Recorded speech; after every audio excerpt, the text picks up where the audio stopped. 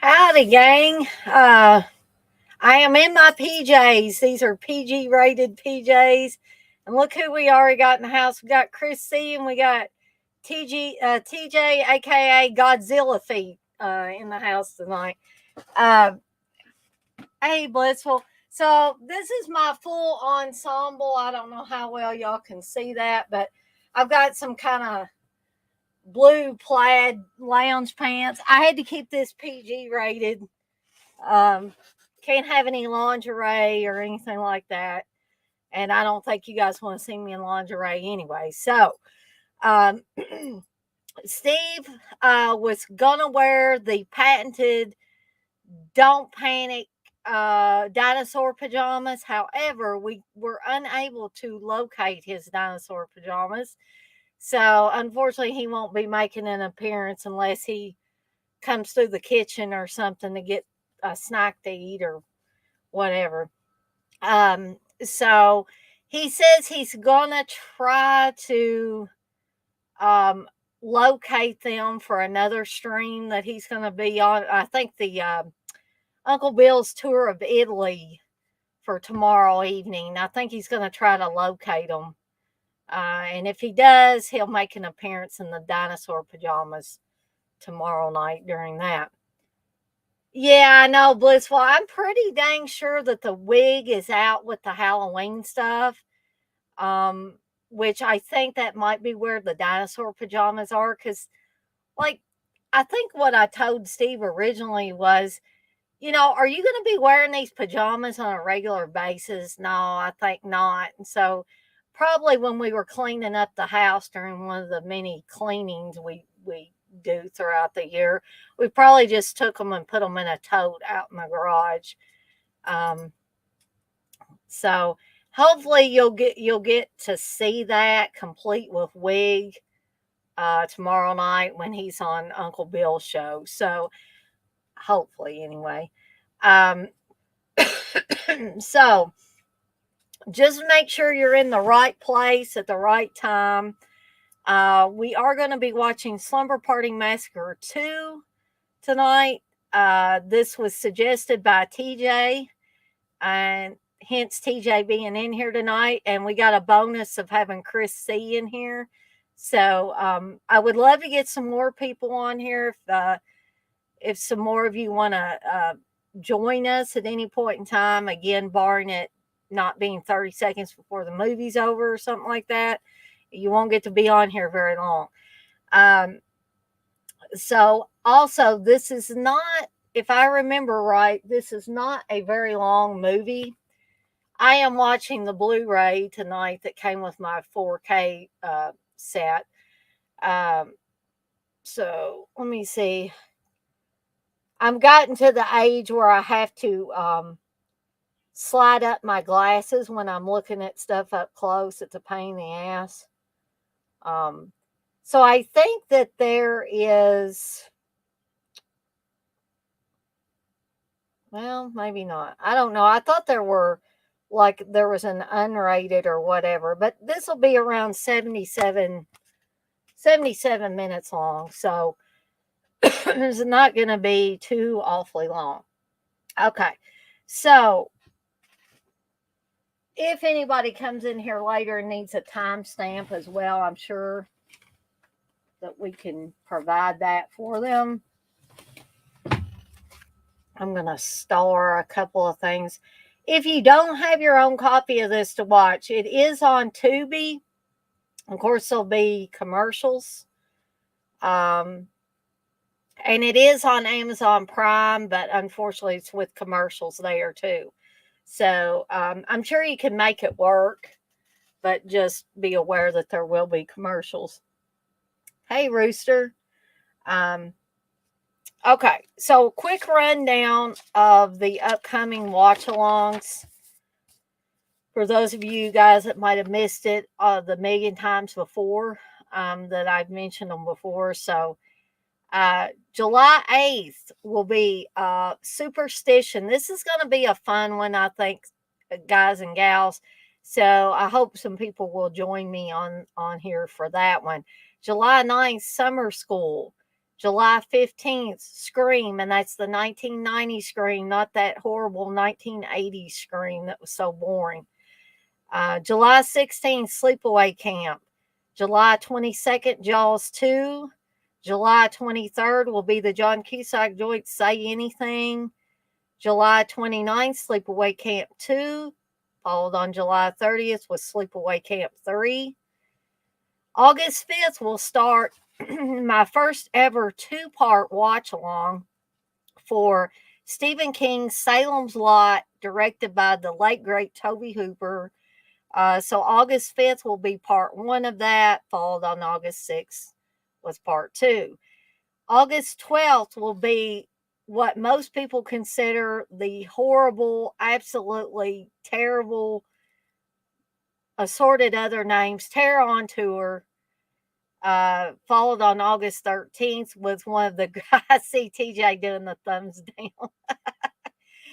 Followed on August 13th with what many consider to be one of the greatest music movies ever made, Almost Famous. So August 19th will be Pet Sematary, the original Pet Sematary, by the way. August 20th, Fast Times at Ridgemont High. August 26th will be the original Brian De Palma directed Carrie. And August 27th will be Mystic Pizza. Again, I'm going to try to pick up an actual frozen Mystic Pizza from the local Whole Foods here in Louisville. I was thinking it was TJ that told me that he has had one of those frozen ones and that it was pretty good. I have also had my nap today. I took a nappy nap for a couple of hours, so I should be ready to go all night. Even though I have to get up a little bit earlier tomorrow morning for work, but I just have to drag my ass back to my desk. So it's not that big of a deal. It's not like you got to get up, go out and wait for the bus and all that jazz. That's one of the great things about working from home. So, I got one thing to talk about on the Daily Grindhouse, and then we're going to go ahead and I'm going to add Chris and TJ after I do the Daily Grindhouse. We're going to go ahead and get this movie started. So, here we go with this lovely intro for the Daily Grindhouse.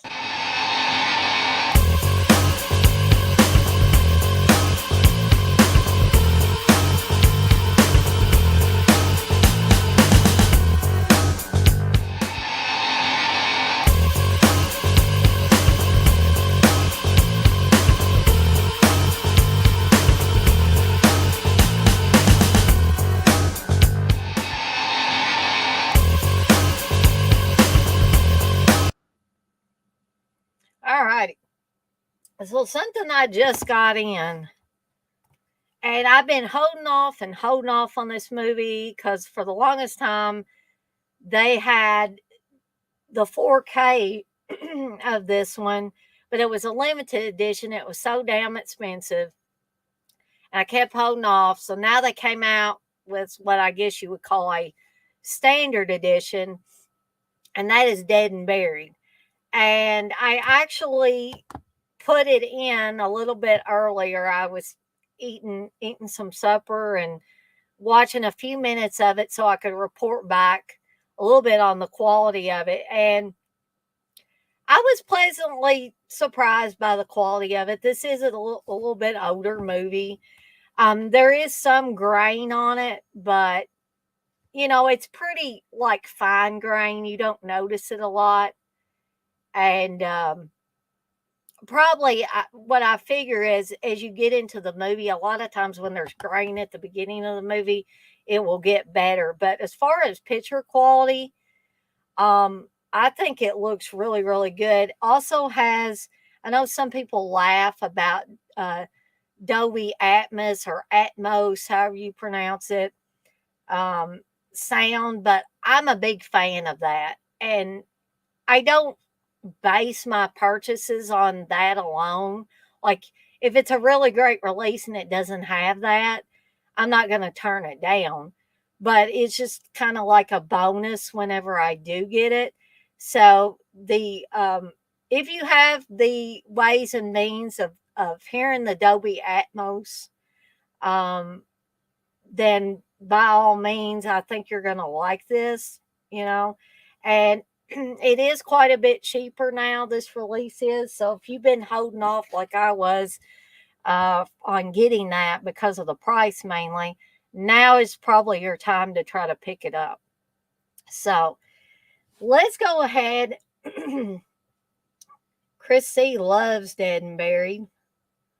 Yes, Rooster, I saw the video. UB is holding me accountable for at least one of his 4Ks that he got, and that was Schizoid and X-Ray. But I swear to you guys in here, I swear to Uncle Bill if he hears this later or he comes in a little later, those two movies are decent movies. I enjoy them.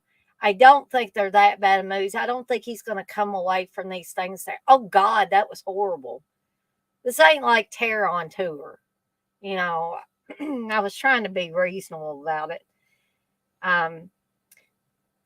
Rooster, you say Dead and Buried was filmed near your hometown. That's awesome. And Blissful, thank you. Blissful says, please hit the thumbs up. Thank you. Yeah, TJ's got the right idea, Rooster. You should do a locations visit. All right, so now I'm going to add Chris and TJ. So, hey, what's Chris, going on? are you in your PJs tonight? No, just my sweats and my t-shirt. It's live in Livermore, California, so it's a good 100 degrees today. So Holy cow, that's pretty warm. I recently did my first live bit earlier today and stuff like that, and I haven't seen Slumber Party Massacre 2. Seen the first one, of course, and I've heard the second one is pretty off the walls cool. So it'd be cool to watch. Yep. It's crazy good fun, I guess, is the best way to describe it. Okay, so I think TJ might have some pajama pants on. I was noticing when he got up earlier. So let's see. We'll have him model them for us. Let's add TJ. Hey, TJ, are you going to model your sleepwear for us? I guess.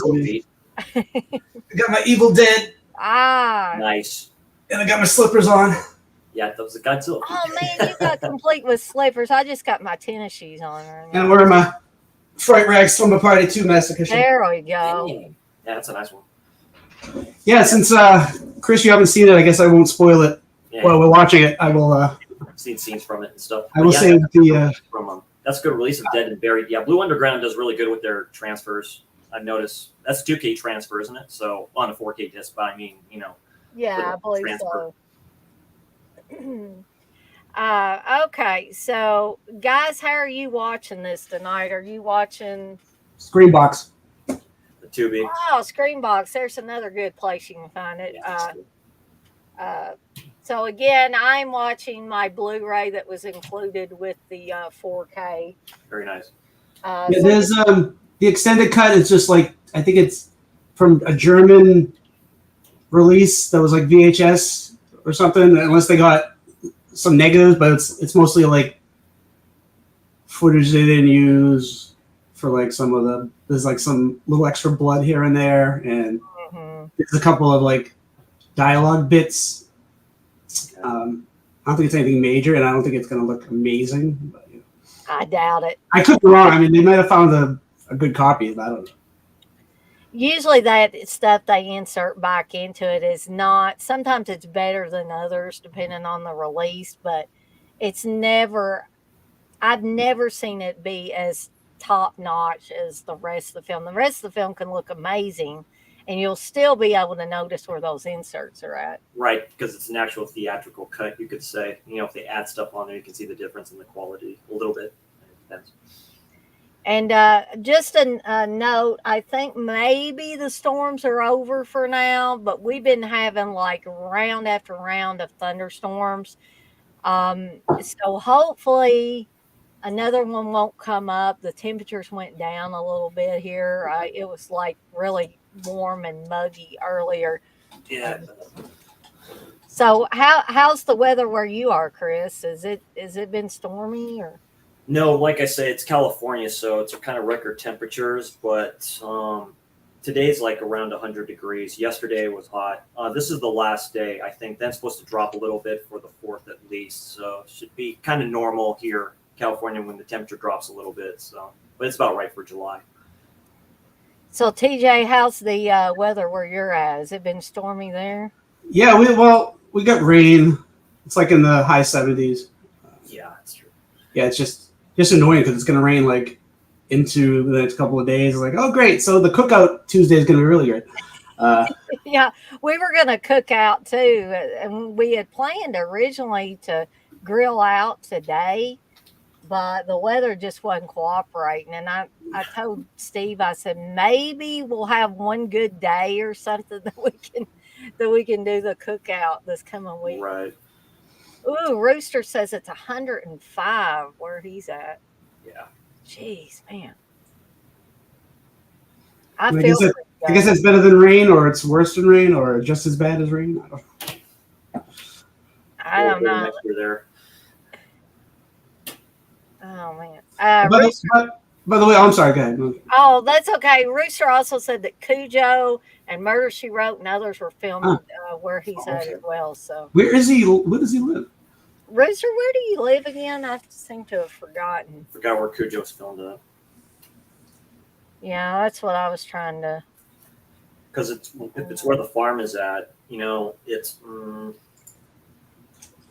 which was really cold that day too when they were filming that stuff in the car. Yeah, I think the temperature might have went back and forth between. I mean, it might have been a little bit warmer, but then it would get cold, and so like it's a wonder those people didn't get really sick. You know, filming that stuff. They had a Now, heater in the car.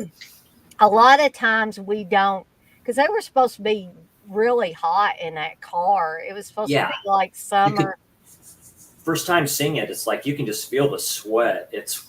I love that scene there. I mean, gosh, it's like, but yeah, when you find out later, it's like, yeah, I think they had a heater in there or something like that. Just doing that, it's like, man. Idaho. Okay. Rooster says Idaho, but Mendocino, Mendocino, California. Yep. Yeah, that's why I thought. Yeah, the Golden Triangle, so it's up there.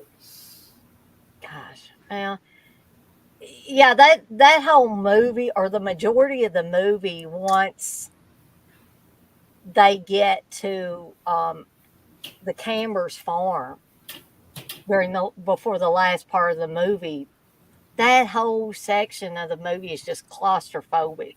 Oh, it's very claustrophobic. Yeah. And I am claustrophobic myself, and so it didn't used to bother me, but now it bothers me more. And I love that film. I love watching it. But when they're trapped in the car and they can't even open the door or crack because it's big Saint Bernard. That sucker's right there. Yeah, he's not letting them out whatsoever. And because of that movie, you would think that would make me want to stay away from Saint Bernards. But I've always wanted a Saint Bernard and wanted to name it Cujo. They're great dogs. Mm-hmm. I mean, they really are. They do. The book describes them pretty well. Stephen King describes them. They can get up to about 200 pounds. That's a big animal. Yeah, they're big. Yeah, so you can only imagine a dog that big getting rabid. And well, the scene with the police officer, or the sheriff, he's all hanging there and stuff like that. That dog tears him up. But if you notice certain things, you can tell these dogs are, and I think there was more than one dog used, obviously, but it was doing the costume, stuff like that, Right. And there's the scene where the very vulgar neighbor gets killed early on. Yeah. The one that says, "I don't give a shit." He's saying that all the time. But what the hell are you looking at, Cujo? Yeah. And when Cujo attacks him and pretty much rips his throat out, kills him, you can see the dog wag its tail. Like, right. I don't know, somebody had to be on the other side giving him treats or praise. Like, all right, come here and stuff like that, I just always found that funny. Just the last kind of scene there where the dog's on top of Dee Wallace, and I don't know if that was like a suit or something like that, or when he just slouches, she's holding him up, and then he just goes like limp. I'm like, whoa, Yeah. And even though the dog is so vicious once he gets full on rabid, I still, as much as I love dogs, whenever she kills him or whenever he goes on that wood piece or the bat or whatever that's broke, and he just lets out that yelp.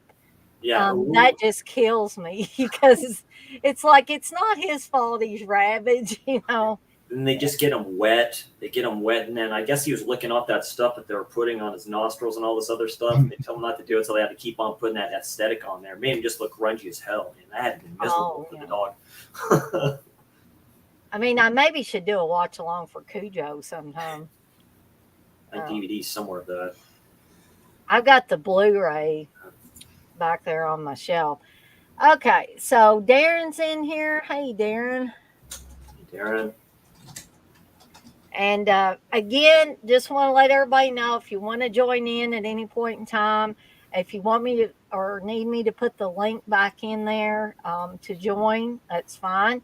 If you need me to put the link back in for Tubi, but Also, TJ said it's on Screenbox as well. Yeah. Now, is there commercials with that, Gus? Not on Screenbox.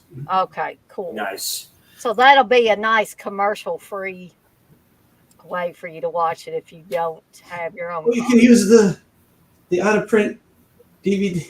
Yes, you can. Nice. I got there was they had released it and then I guess they didn't get signatures signed or something. It had one of the actors doing a commentary and I guess she didn't sign the papers and they had to reissue the DVD Without it. But they just kind of dubbed over her or whatever. But I got it and I'm like she barely says anything, so Right. it's I guess like I said they probably she just Kind of a cool thing to have, though. That's great. signed the papers. Yeah. Yeah. Anybody really wants that commentary with that with her talking for Right. It's like, oh, no, really? Yeah, you don't know. Right. Man. All right, guys and gals. Let's see where I'm queued up at. I'm queued up about 7 seconds in on the Blu-ray, right before the Concord logo comes up there. Yep. Now, can anybody name any other horror movie that Crystal Bernard has ever been in? Not me. That's right. She did a weird TV movie. I don't remember the title. I'd have to see the face. I don't remember who was in it besides her, but it's like so she meets this random girl who gets sick, and then she gives her medical card because the girl doesn't have any medical information or any insurance, so she gives her card and she goes, "Oh, this will be okay. Nothing will happen." And then that girl ends up getting murdered because they're trying to kill Crystal Bernard's character. Oh wow! Yeah, it's like I think it was a TV movie, but yeah, she was on Happy Days the last season. Dang. And she was on the Immortal Wings. I love that show. I've got the whole series of Wings because I loved it so much. And I think she appeared on like a soap opera because her sister was on like one of those General Hospital One Life to Live, and I think she had like a guest appearance on it. But and I think she I don't know if she put out Christian music or not, but she put out some kind of music like that, which is kind of interesting that she's in this movie I playing. can see that. Yeah, why not? There you go. But yeah, that's why she didn't do any nudity because she was very Christian. But I will say, even though she doesn't get naked in this, there's no sex scenes per se with Crystal Bernard. She still does a good job as the Courtney character. I think. I mean, yeah. I mean, she's having to pick up where, and I don't know that girl that played the original Courtney, if she has been in anything else. I mean, she was good in that, but I don't think so. I don't think I've looked her up, but I don't think she really did much, if anything else, maybe. And then the other sister, Robin Still, she committed suicide. So. Yeah, That I didn't know. unfortunately, yeah. And I thought she was a beautiful girl, especially in Slumber Party Massacre, and I always said that by the time they made the sorority babes in the slime ball Bolorama, Love that movie. she looked rough in that. She looked like she'd led a hard life by that point in time. Okay. I don't know what went on with her. Some people said she had a drinking problem. But I can't Yeah, that's what they said. corroborate that. So It's like because- George C. Scott through the years, through movies. Mhm. Never changes, but you can see it a little bit. Yeah. I heard that they said that she was possibly drunk or something on the sorority babes when she filmed that. So. Mm-hmm. See, When they quickly mentions that she sort of had, she said it a few times, but she's never really like come out and really like discussed what happened. But she said that little she was soft. kind of rough with her on set, like stuff like. So she might have been like, I don't know, but I'm not going to quote her directly, but she alluded that stuff was happening. So it's sad that something like that happens to somebody. And Yeah, she had, from my understanding, Robin Steele had 2 twin boys. I'm not sure how old they were when she died, but she did have 2 twin boys. So, anyway, before anybody gets bummed out over us, let's watch a slasher movie where people get killed. Let's stop talking about. So I guess I'll go ahead and do the 3, 2, 1, and we'll go ahead and get started. So um, I hope everybody's queued up while I've been blabbing here for a little bit. If not, we'll try to help you get to the point. You can ask for a timestamp or whatever. Um, so 3, 2, 1, press play. There's the Concord Presents logo. I don't know. I always liked how this faded in. Like you're not sure exactly what that is, Right. Go ahead, TJ. I'm sorry about that. Well, this is sort of like the original, how the original starts off too, with this sort of her in the bed but it goes a little different than The blue, the blue names shown in blue there. So we get Jennifer Rhodes as the mom who played the grandmother in the Charm series, and she's also in Silent Night of the Demons 2. She plays the cool nun. Oh, nice. Yeah, yeah, exactly. And Tanis Illich. I mean, I'm probably massacring. Yeah, that's a Tanis Illich. Yeah, that's exactly. Okay. He actually put out an album at one point in time. One of the deleted things in the extended footage is Courtney takes down a poster and it's of his album cover, which is kind of weird, especially, well, we'll watch the movie.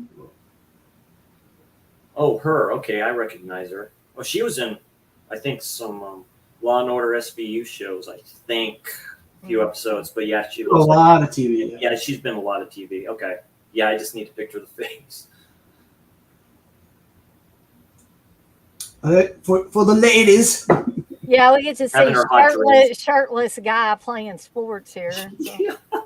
Looks like T. Thomas Howell there from a distance.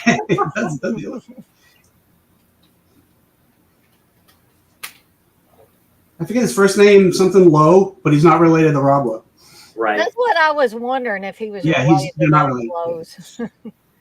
Oh, scenes from the first movie. Yeah. Yeah, and they inserted Crystal Bernard into the under the bed. That's pretty good. And that was her mother, Jennifer Rhodes, with a little scar on her face, so it's sort of like mixing the movie in with her real life. Oh, Deborah Brock. Deborah Brock, who directed Rock and Roll High School Forever, so Garrett should love this movie. Oh, that's right. I had forgotten about that. Another rock and roll movie she directed was that. Yeah. Oh, Jennifer Rhodes is also in Halloween, but the TV version. She's in the end scene where Dr. Loomis goes in and checks on, and he sees the right. They're like, oh, Michael Myers was he escaped, and this was his room, and he goes to see the two nurses, and she's one of the nurses in that room. Yeah. So she's in Halloween, but she's technically in the TV version more than not the original. You know, I mean, my mom she does in any horror movies. She does. It's the same character almost. Stripper. Yeah. My mom would cook good breakfasts, but I don't know. I don't think we ever had this elaborate of a breakfast when I lived at home. So. What'd she have on the wall? Was that Poison? Well, who is that? The typical 80s teenage. Yeah, they all look the same. They all had ripped, tight clothes on. Pink walls. Yeah. Now, I always found this odd. I don't know if this is part of how she was dealing with it, what happened in the first movie, but she keeps a scrapbook of the articles about it. I don't know. I don't know about people's psyche or anything. Yeah, that's a little obsessive there, a little bit. Are you okay? Yeah, I'm fine. Don't even trouble about it, dude. Yeah. I'm good, dude. Typical neighborhood. The white creepy van there. Yeah, I wonder if that's a reference to the first movie with the van that the right. Oh, that's possible. Yeah. The whatever she was. The dead bird. Yeah, that's definitely the child molester van's what that is. That's what I always think of. The ice cream truck. That's not really an ice cream truck. Oh, here's Playboy Playmate Kimberly McCarthy. Who didn't want to take her clothes off. She did not want to. No, because she. Of course not. She was like in the earlier 80s, so I guess this is point. She's like, oh, I want to be a serious. But then again, she didn't do a lot of movies, so I mean, she just sort of took her. But She's she's in very Malibu Express, which is a really cheesy TNA movie. Yeah, Courtney's a little weird. just Her a eyes little are bit.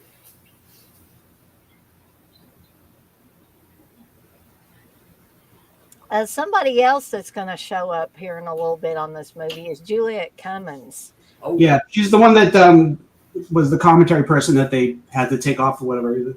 Oh, she was the one? Okay. Yeah.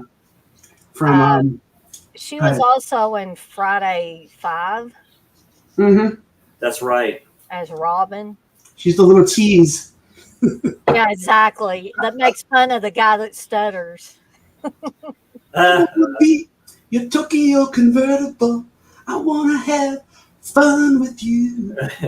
This song gets in your head though. It does. Like I have the LP that it's like it's like an extended EP. It has like 6 songs on it from like '86, which I had found on a website.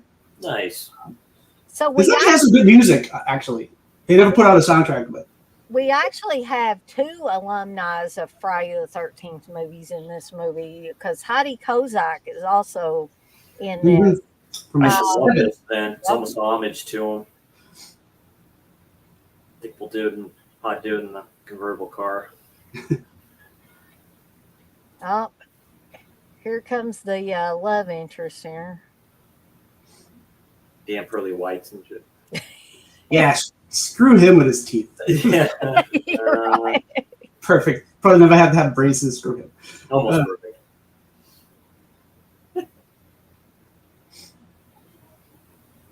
She's like, oh yeah.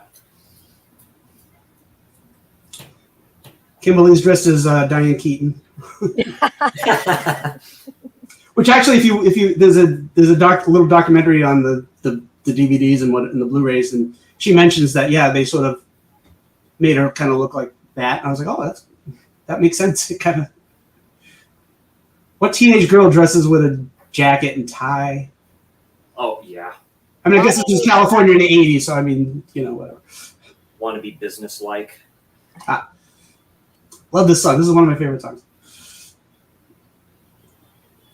Are we all up to the same point in the movie? Yeah, I'm seeing Juliet Cummins there. She's pretending to sing to. pretending to sing to. There's a point when she sings the wrong lyric. You can tell the way her mouth moves and what she says. What was this? Was it Wednesday week or what? That is the band. Yes, Okay. Wednesday week. Okay. I got the album this was from. It's funny. I'd seen the movie. I'd rented it when I was a kid, and then I liked it, and I never followed up on anything. And then I watched it again like a few years later. I was like, oh, I like the music, so I was trying to find the band, and they'd broken up by then, and Right. When I had to find like a cutout album, and then eventually, like a few years later, they re-released it on extended CD with added songs. I was like, God damn it! that's a really tight fit for that car going in there. It almost looks like a sidewalk.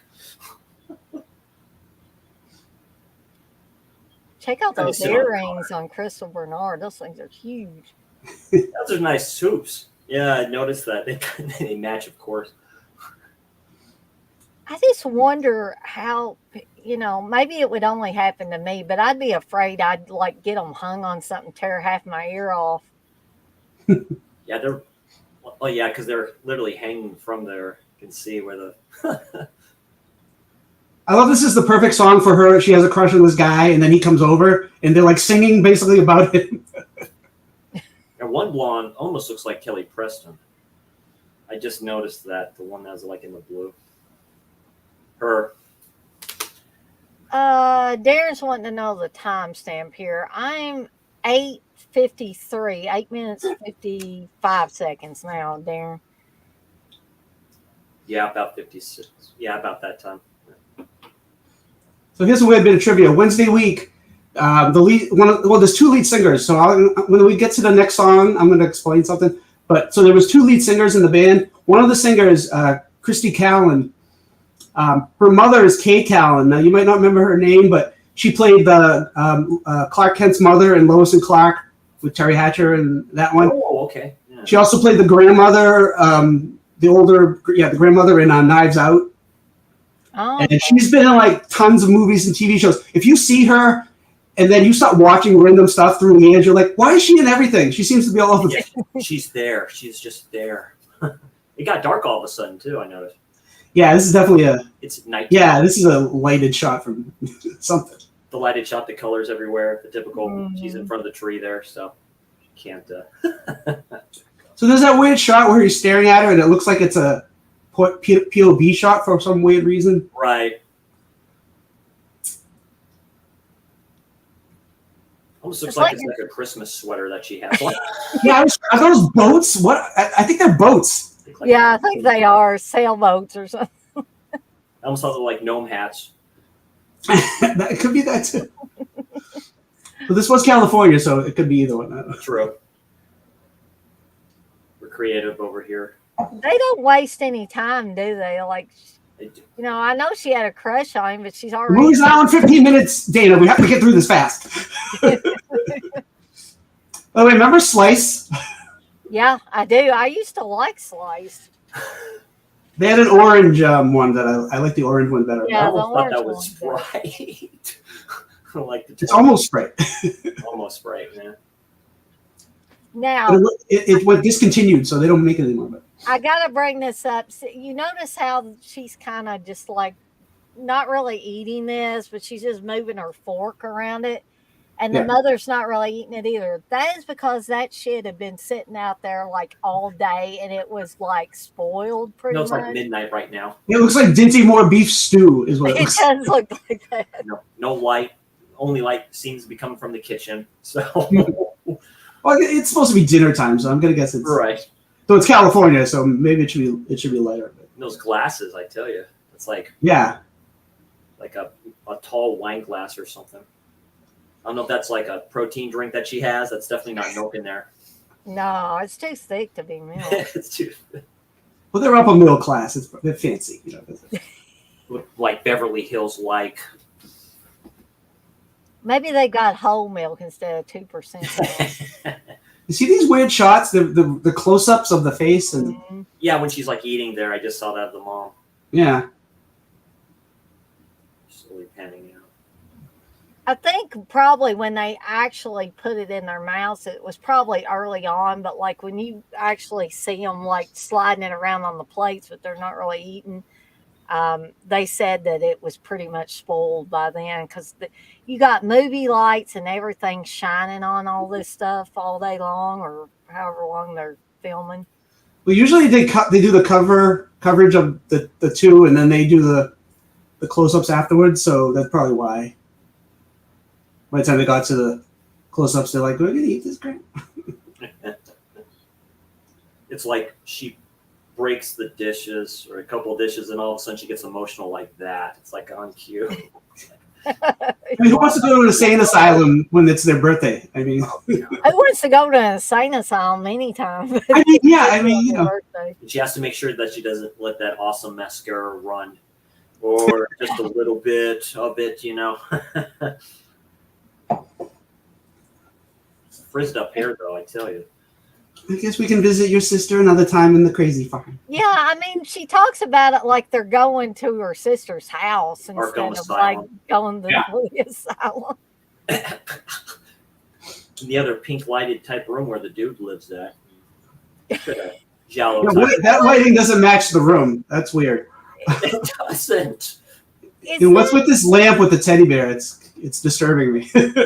Is this the way guys in California in the 80s, did they just sit around on their beds like that?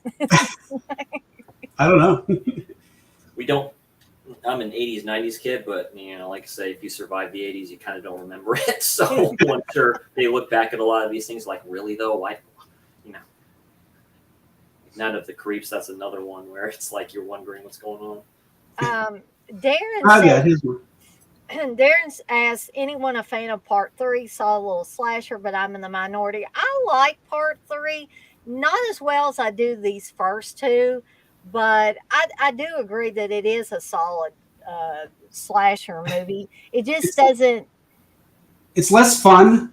It's less fun. And it's got a weird almost rape scene, which is like, which they shot afterwards, which is just.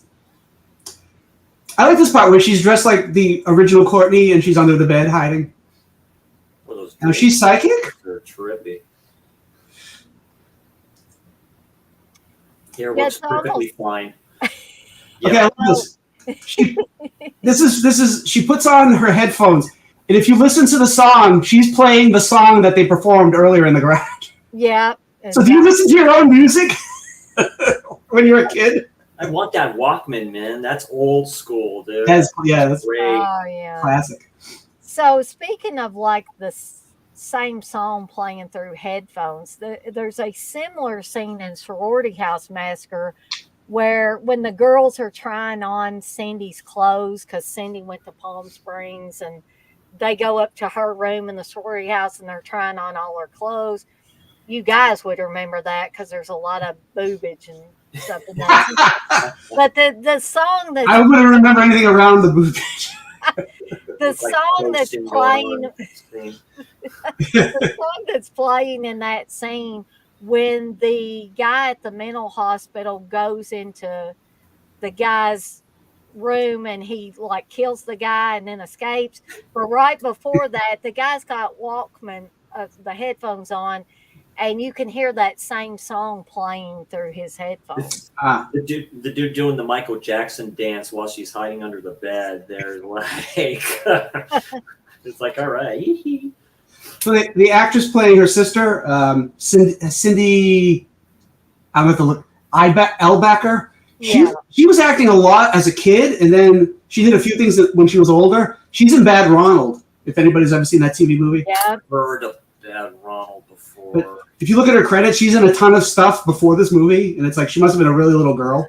Now, is she the sister or related to Lisa L. Walker? By any chance? No, that I don't know. It looks like she's laughing instead of crying. There. Like she's smiling. Like, yeah, she's officially gone cuckoo. Yeah, she's like hysterical in this movie. Whenever she's crazy, she's hysterical. She's like, it's not subtle in this. Bro, that purple like rhinestone-ish looking. Yeah, what? It's very country music. That shirt. That's right. That fringe, though, I remember that fringe.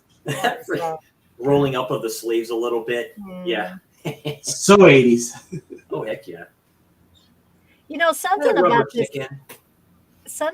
this scene reminds me of the end of A Nightmare on Elm Street when she comes out with her mom and they're talking. That's true. Griswold. Oh, yeah. By the way, they're Courtney Bates. She did not have the last name in the first movie, and now she's Bates. Yeah, exactly. There's a lot of references in this if you listen to the name and stuff. Now, does this song sound like Holiday Road from the vacation movies? Yeah, I just watched that too. It's got that same summer party weekend.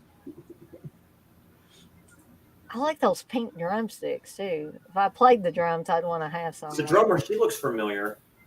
That's Heidi Kozak. That's she's in Society too, the movie Society. Oh, that's right. Yeah. She almost looks like the chick that was in Dream Warriors, but I know that's somebody else. Oh, that was the one who played Jennifer the one who was smoking. Is that what you're talking? The one that got slammed through the television. Yeah. What's her name? I forget her real name. She was in After Midnight. She was in one of the segments in After Midnight as well, and I'm forgetting her name. What's she reading? Some kind of sex book. I can't see what the title is. It's Hot, Wet, and Wild is what the book is. That's it's like, give me the book. Oh my God, I got to see this. At least they're all kind of color coordinated. You have one that's like yellow, one that's blue. They're all individual girls. We're not going to get them mixed up in this movie. It's like the Friday 13th. You have like 80 girls, and they all kind of look alike, and it's like oh, that's true, actually. Yeah, it's like who cares if they get killed? They're the same person. This song I can't find out. They never released this song, so I can't find this one.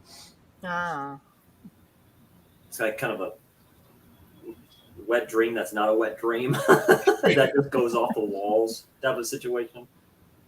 And we throw in the sick, by the way. That's a cool looking. Somebody owns one of those guitars. One of the somebody owns one of those. It's that what's his name? He was on Dead Pit. one of So their streams that it's a they death did. battle. That dude versus Ash would be pretty good. Mhm. Jason Guy, I think that's Is that his, okay. yeah, I think that's his name. Hey Valerie, how'd you get out of the hospital? Yeah, Sushi looks out the window. Pretty good sequences, I have to admit. It's like, oh, okay.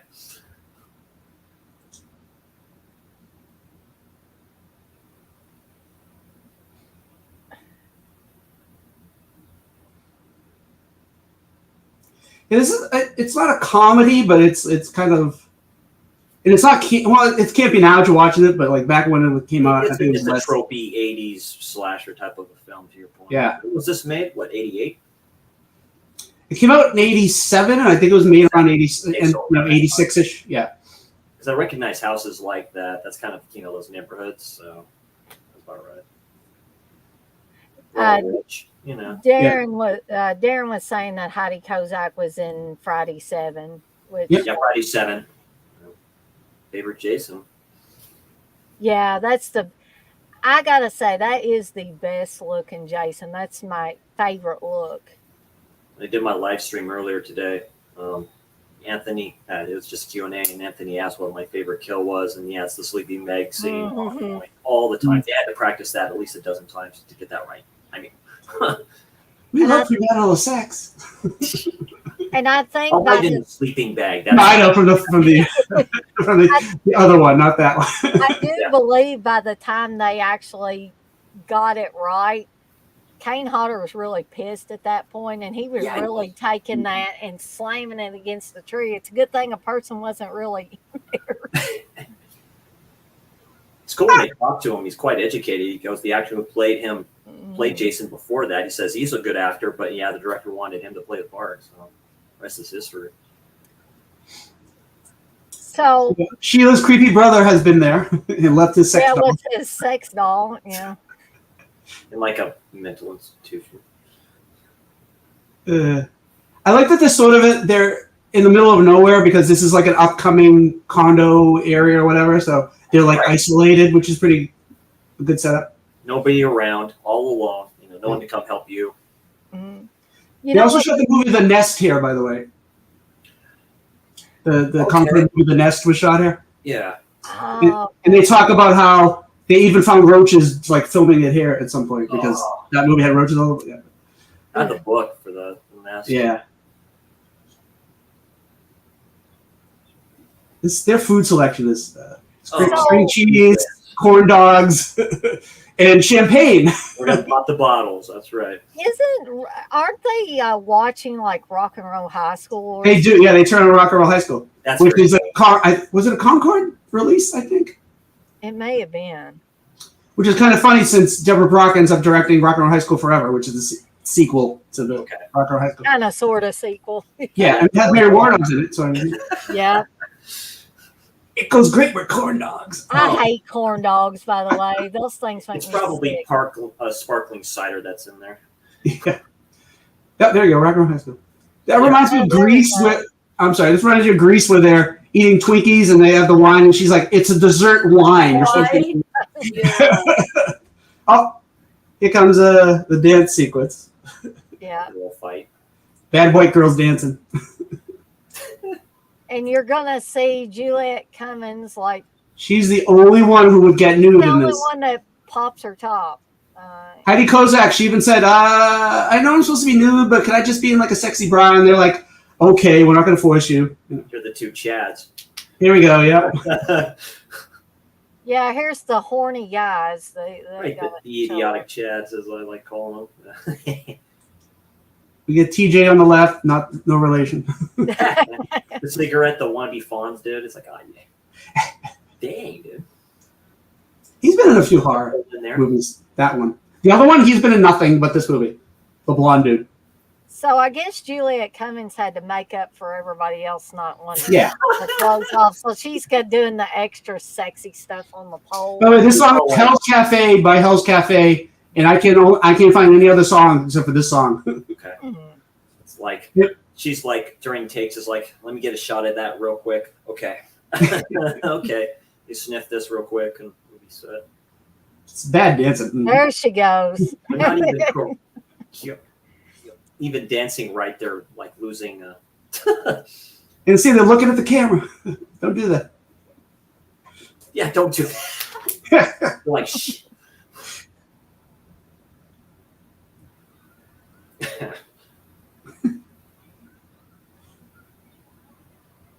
And and they don't even like Courtney and the other girl don't even take their tops off during this. They're getting covered in booze and Getting sticky. Yeah.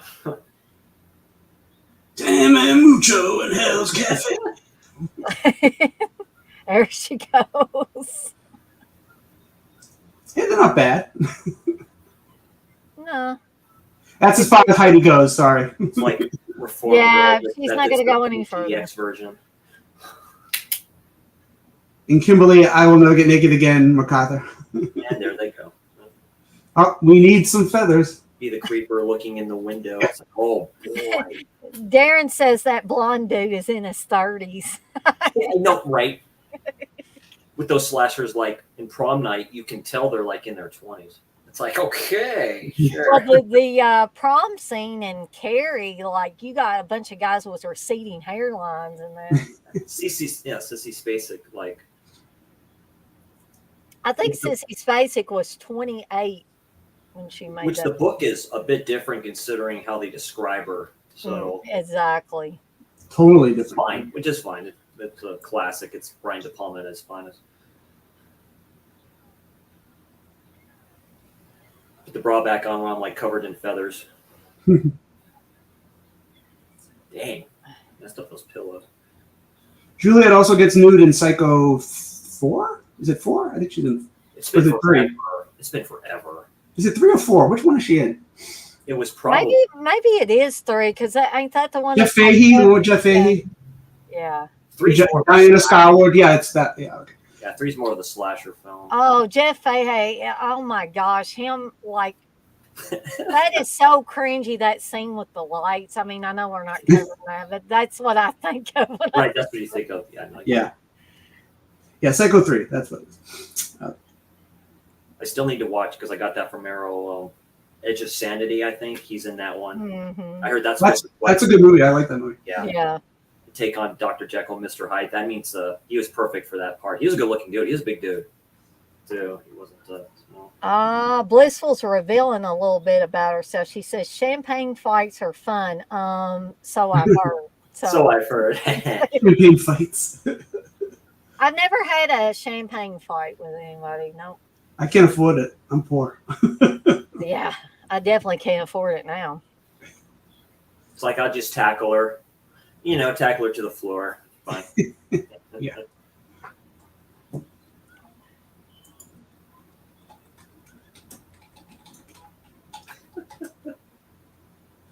High five! Boy, TJ, I'm glad you're not like this, TJ. This guy is like. Well, you don't know me in private. Yeah, I can hear him. God damn it. Yeah, it's like places that have been moved into yet have pictures and furniture and all that other stuff. It's almost like, yeah, they're gone. We can just step into the house because every door's unlocked at this time. Yeah. Well, yeah, it's like the parents even haven't even moved in yet, so they're not even like. Yeah, they're like. By the way, the guy who plays TJ was in Pumpkinhead and Killer Workout. Nice. Oh, that's right. I remember it from Pumpkinhead. Yeah. There's 4K being released of that, right? Pumpkinhead. I think I heard about that. I think somebody mentioned it on like one of those streams I was listening Screen to. Factory, I think, is doing it. Yeah. Good deal. That'd be my excuse to get it. I don't own it in any other format. So. Lance Hendricks. Yeah, I don't even own it on like VHS. I don't. Yeah, maybe I should get that.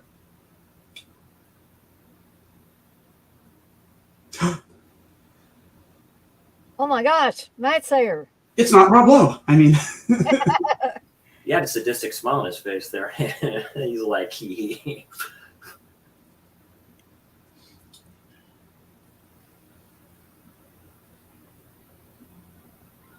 Oh, that's why. It wasn't him. Woo. Those steel chip shoes are awesome. He kind of looks like Andrew Dice Clay. Yeah. He stole Andrew Dice Clay's outfit, I think. Yeah, I don't know. Was this before he got that gimmick? Because I know he didn't have it like when he first started Dice. This is later too, so I think in the later '80s, of course, he did. Also, he's supposed to be like a '50s rocker, so that's the leather jacket makes sense. He was short too, so he's like he needed to wear heels. This guy, so he would. I love those steel tip shoes. Those are neat. My hair used to be that black before it started getting gray. Damn you, nature! Now, how'd she end up in the kitchen? On the floor. Almost looked like she was tied up for a second. She had her arms behind her nose. Poor Courtney. I remember my Aunt Sandy telling me about this movie. Like, she was saying, you know, this guy like dances and sings all the way through it, and then he's got a drill on the end of his guitar. I was like, I gotta see this movie. Yeah, I gotta see it. Then I have to admit that's a sick looking guitar axe, as it's called, really. Imagine the pitch meeting for this. You're like, get out of my office. It almost reminds me of the motorcycle that's in Nightmare Beach. That's like the coolest motorcycle of all time. Oh, Yeah. It's an electric chair. By the way, she says when she was 12, Trish Craven. They added that because it was a Craven back in the first movie. It wasn't Craven. Oh, okay. Long lost relative niece of Wes. You got the candles there. Darren says this definitely has a Nightmare on Elm Street sequel feel to it. Yeah, I would agree with that. Oh, yeah. This is the closest we get to seeing the two of them naked is in their bikinis. Oh, dude, with the doll.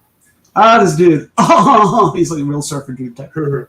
It's like, that's so cool just doing that with the doll.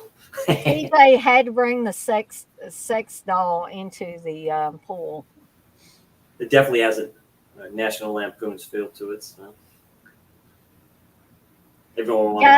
Guys, I'm sorry to everybody in the chat and TJ and Chris too. If you notice it being choppy, I think the weather may be causing some issues with like StreamYard and YouTube. And I didn't notice anything yet, but on Tubi it's fine. I noticed you guys are freezing up some, and I disappeared a little bit earlier and came back. So maybe it's just on my end.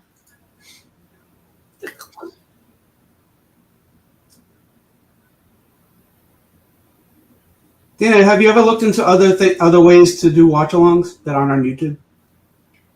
Are you talking like in terms of being able to actually show the movie? Yeah,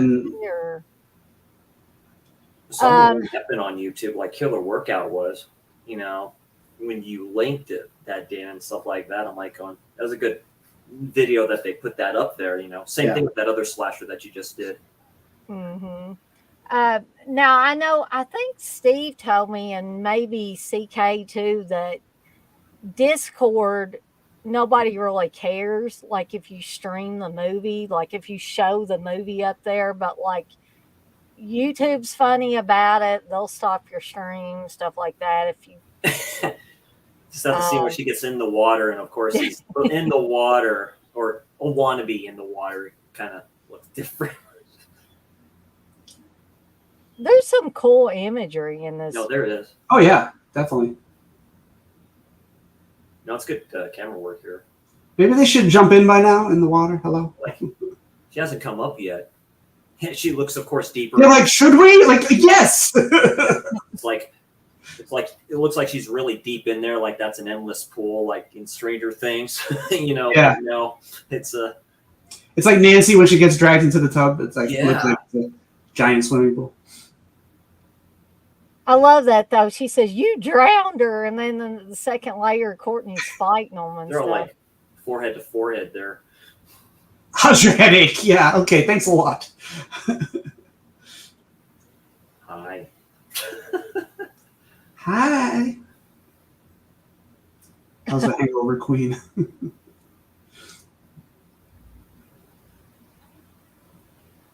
for Crystal Bernard not getting naked, she has a pretty, I'm not saying it's a revealing outfit, but it's, I guess, what would be considered sexy for the time. And then Heidi Kozak's got that two-piece bathing suit on.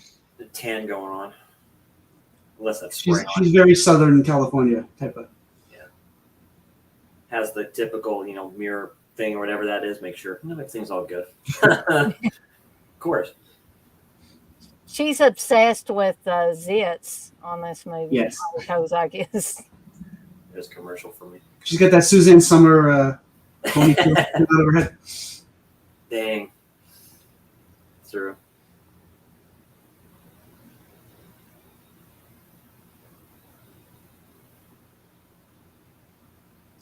She's reading her porn. How long is that? Pepsi. Do you feel like a Pepsi? Yeah. Do you feel like drinking a Pepsi?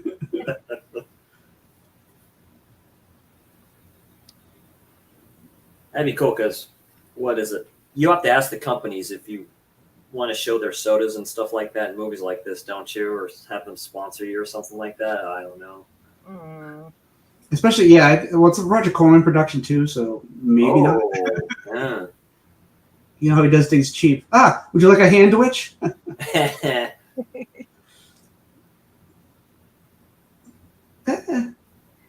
Now, Darren says Discord is okay to do that if you've got a TV app. Otherwise, it's a nightmare to view on your phone. So I guess that's good. Yeah, that stupid blow-up doll's just floating in the pool. I like there's a shark floaty too, like on the little shark. It's like Jaws is here too. Oh, here we go, music sequence. Oh yeah, that's an old school Pepsi. Look at that bad boy. Dang. Yeah, that's great. Red, white, blue colors. They don't have a name, this band. They're just the girls, I guess. Yeah, that's funny. They never did give the band a name. I noticed that the little shark that's on the that's on. Yeah. So this is also Wednesday week, but like I said, there were two singers in the band, two lead singers. So it's weird that the first song is sung by one of them, and then this song is sung by the other one. And their voices sort of sound similar, but there is a difference. So it is kind of weird that they just I guess they went through the album. They go, oh, this will work and this will work. And they weren't like paying attention to the fact that there's two different singers. With that burger, I almost thought it was like a crab that was in there. The way that sticking out, that's trippy. That's pretty good. She could have said, I'm allergic to shellfish. Got some slice and some Pepsi there. Yeah. Good and large there. See, this should have been on MTV. It's cut with scenes of the movie. Mm-hmm. I know it's an 80s MTV music video movie. Is that the thing? Yeah. Darren said they are a Bangles tribute act. Yeah. That's what they remind me of when they're doing that choreography type dance and stuff like that. Reminds me of the Bangles, the NaNoWriMo, stuff like that.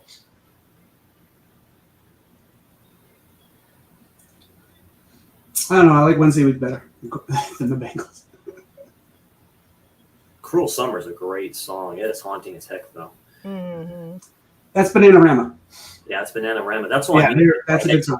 I had to ask that at the start. I'm like, is this the Bengals who sing this song? One of my work buddies said, no, that's BananaRama. Like, okay. They had Room in the 80s for everybody, even if they kind of it seemed like they were the same kind of music. Yeah, Wednesday week only put out 2 albums officially. Actually, their first album from the songs from this were on Enigma Records. If anybody remembers, Nocturnal of the Living Dead was on Enigma Records, the soundtrack. So nice. But they never put out like a soundtrack to this, which I guess there's not really enough songs. I guess there's like the 2 Wednesday week songs and then like 3 or 4 other songs. I don't think that's enough. Songs from that, songs from Rat and stuff like that. They had some great shit. So it's like, some of their stuff just kind of fit with movies. Yeah.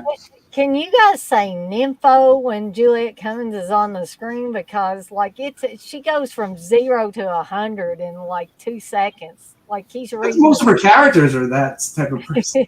She's just looking at that picture boy, and she's all just like, my goodness. I love the chicken scene. Yeah, that's great. It's It's great. so weird and just it makes no sense, but it's weird. It's just like, oops. Yeah.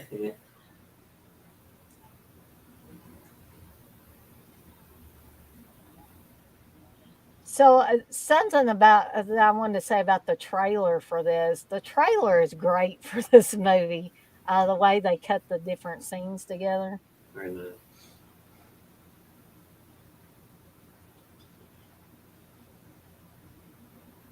Is he smoking marijuana or is it an actual cigarette? I noticed when they're sitting there, both sitting there on the chair. I think TJ smokes cigarette. Marijuana. I think that's what he's been smoking. It He's looks the like stoner. he had a hard time trying to kiss her too in there. It's like they had a hard time kind of walking there. That is funny with the chicken. It's like, really though? That's good practical stuff a little bit. That's pretty good. And you know, she kind of squeezed that a little bit. Yeah. From that, so that's good. She's holding it up and is like, Diet Pepsi. Anybody want a Diet Pepsi? I know they had regular slice earlier, and then I saw a diet slice. I think Slice was Coca-Cola. I mean, not Pepsi product. They're all laughing and smiling about it. I'd be like, dude, she's off her rocker, dude. It's like, there's a problem here. Come on. Yeah, is she off her meds or something? I love this. The songs they do are pretty good, and then she's writing these lyrics, and the lyrics are terrible. Yeah, right. The way they Like, you sound. forget how to write a good song since the last two songs you did. On the What I fly. want most is the pie in the sky. What is that? yeah, that song's lame. We got to make up a song now. Another one. It's like, you have another song for that one? Okay, let me just write this down. Okay, let's try it. We won't use a real song. We'll use this really bad fake song. The old school stove right there. Gas stove. Not electric stove. With a big microwave. Damn. So this is kind of like a Nightmare on Elm Street scene too. If you think back to Heather Langenkamp Yeah. in the bathtub, Nancy in the bathroom. only blood didn't come up out of it in there. But No. Ooh, that's a shot on the box cover, the DVD, CD, VHS box cover. Her hands coming out of the one. mm, Oh, nice. I had that somewhere. Yeah, you're right, Dana. She does seem to have a problem with zits on her face. I guess it is. Blip, blip, blip, blip. well, it's really going to come to fruition here. Remember back then you used to put on just stick it on your face and let it like kind of soak in. Oh, God bless her. She's trying to sing. Dude. I Could you come up and sing something for me?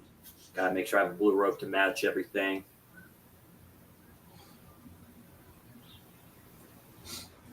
But Heidi has said in the making of that she thinks they were pulling out strands of her shorts because they were getting shorter and shorter every day. Yeah, it's, Which that last shot was showing her butt. I think, yeah, they might have been doing that. I'm not complaining. I'm just coming saying. from the faucet in the bathtub. Yeah. Like old school, like I'll let Johnny Depp a little bit. That was straight up black sludge coming out from that. mm, Courtney, are you on drugs? yeah, and then she says, Dude, look at all that "God, I wish red I was." water that looks like soda coming from the. Oh, here we go. That's pretty good practical stuff, though. I like the way they kind of change the scenes up a little bit. It's like she'll look at the door, then she goes into the bathroom. So here's where the zit, Super Zit. the zit obsession comes to fruition here. Hey, when did you get here, Matt? Yeah, Matt just shows up at the right time. What's her name? It's Daisy Dukes. Those are.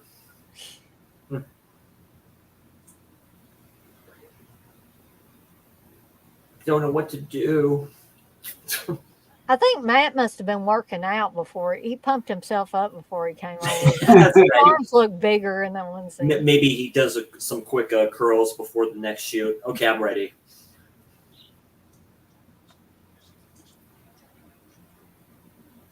You didn't give her any of your drugs, did you? Yeah, It's like, yeah, and I like this. I think your sweetheart's been taking too many diet pills. it's like an F-13, you know, before they douse Kane Hodder, who's probably already pissed off about something. Yeah, we're gonna douse you a little bit and set you on fire. Okay, you should be all right. Sure. Yeah, that is trippy. It's all deformed Cronenberg like looking face and stuff like that. She's like, ugh.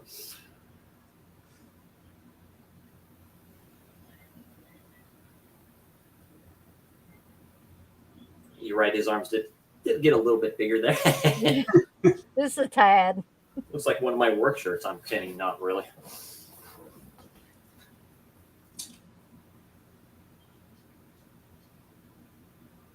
Yep, she's losing it. I've seen him in other stuff too. Seems to be the tallest one of the bunch. Those other dudes are he's like,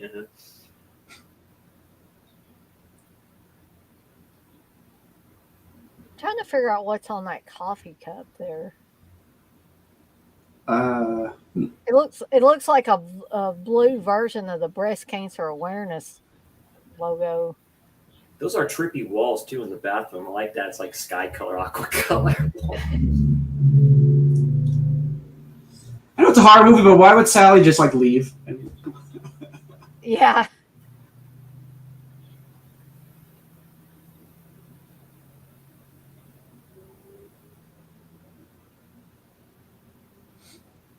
you know, Sheila's being rational, which is not a horror movie thing, so I like that they kind of threw that in here. Mm-hmm. Like, is it something going on, or are we just? Yeah, is it me? Like, just batshit crazy here. Yeah. It's a bird, Dana. It's like a parrot or something Oh, okay. on the cup, On the cup? Yeah. on the mug. Yeah, I thought it was like a half of a butterfly or something. Yeah, the bird. they look like a bird. Like, okay, so there's some cracking coming from the garbage as well, though. Yeah. Okay. Oh shit. She went down like a ton of bricks. Take out half of the bottle of the champagne or wine, whatever's in there. Yeah. So We have Officer Voorhees and Officer Kruger. Do you see any Exactly. references there? DJ beat me to it. So subtle.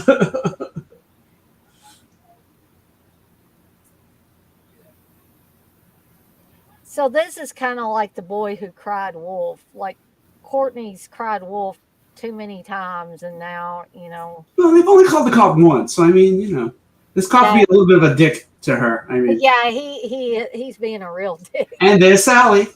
Couldn't said, "Hey, I'm going out to get something." No, couldn't say that. She looks like halfway lucid because she's been scared so many times. At least she's tired. No, this the cop doing all the talking. He's been in movies for a long time.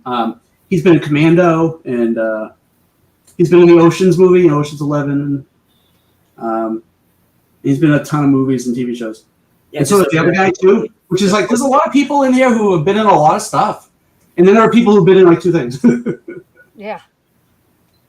Oh yeah, God, they almost have him look like John Saxon.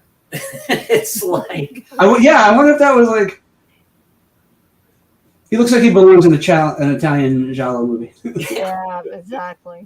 I just saw that scene where they focus in on the garbage disposal for like a second. She faints. I'm like, okay, yeah. That's an old school big one. Denny's, Denny's is holding our booths. Since when did Denny's hold your booths for you?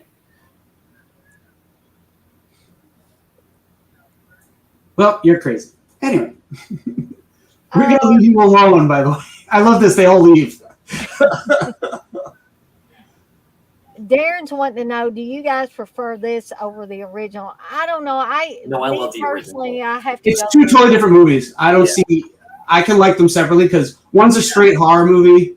This is like more comedy. It's not. It's lighter. Let's say. Yeah. What's the difference in timeline with the movies? What, a couple years? The original was 82, and this was 87. So Yeah. The 5-year difference. Anthony Soren and Moore did his video on the Phantasm set. Those movies stretch a lot of years. It's like crazy. Good thing Reggie Bannister was already bald, so Right. Yeah. it was fine when he got older. I wish somebody would give me a pretty cake like that. He never got you a cake like that. She has like the punkish looking shirt on with the rips on the sleeve and stuff. Mm-hmm.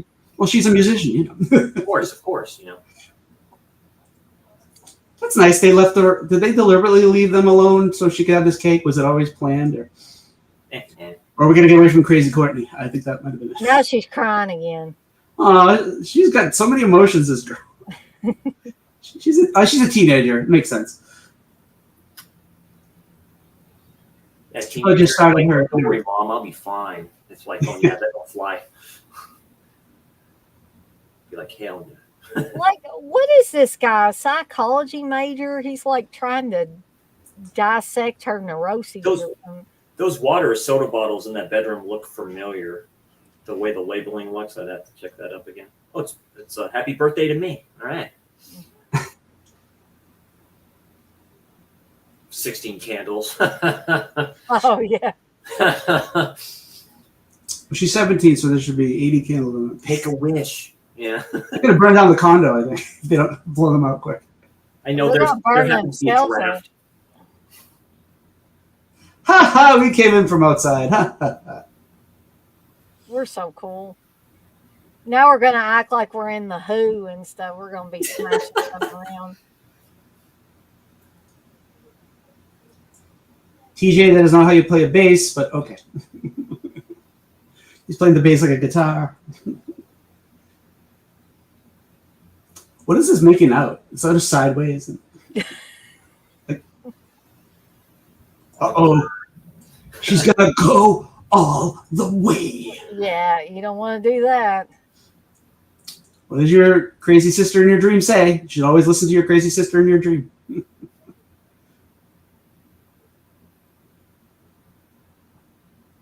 That's why everyone loves It Follows. It kind of reverses that trope about sleeping with people. It's like you shouldn't do it. Now you have no choice, but you have to.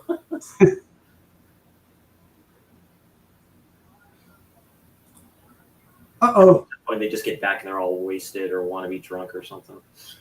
Uh-oh. She technically didn't finish having sex, so this isn't all the way. Yeah, no, they didn't get very far. This is a cool gore scene. I like this. Yeah, this one is. Yeah.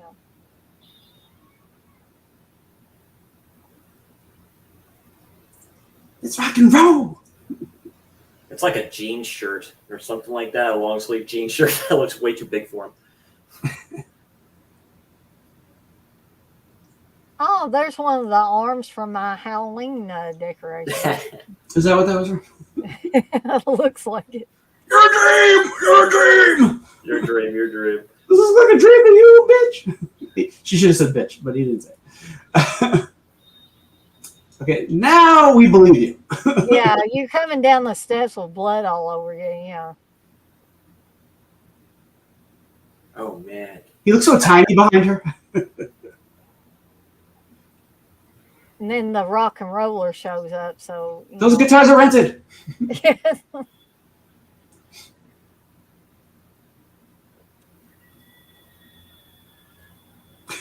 What is he going to do with that? Holy shit. That lamp is a terrible weapon. Yeah.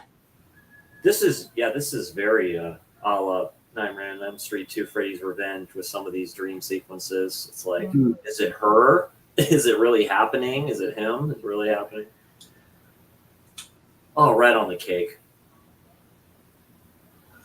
Oh, okay, so you're a little behind. Yeah. Just a little bit. Sally's not wearing a bra. Obviously not. There's some THO going on there. Obviously not.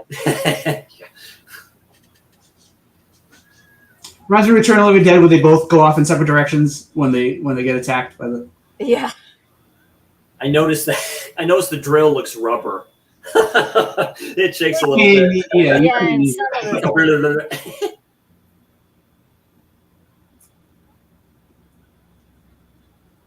I think TJ's just yelling at the guy that wouldn't stop for them. He just keeps yelling at him. Darren says some guy on Christian Hannah Horror's video owns that actual guitar. Now, Nice. I don't know if that's Jason Guy, because Jason Guy is like this props guy that Yeah.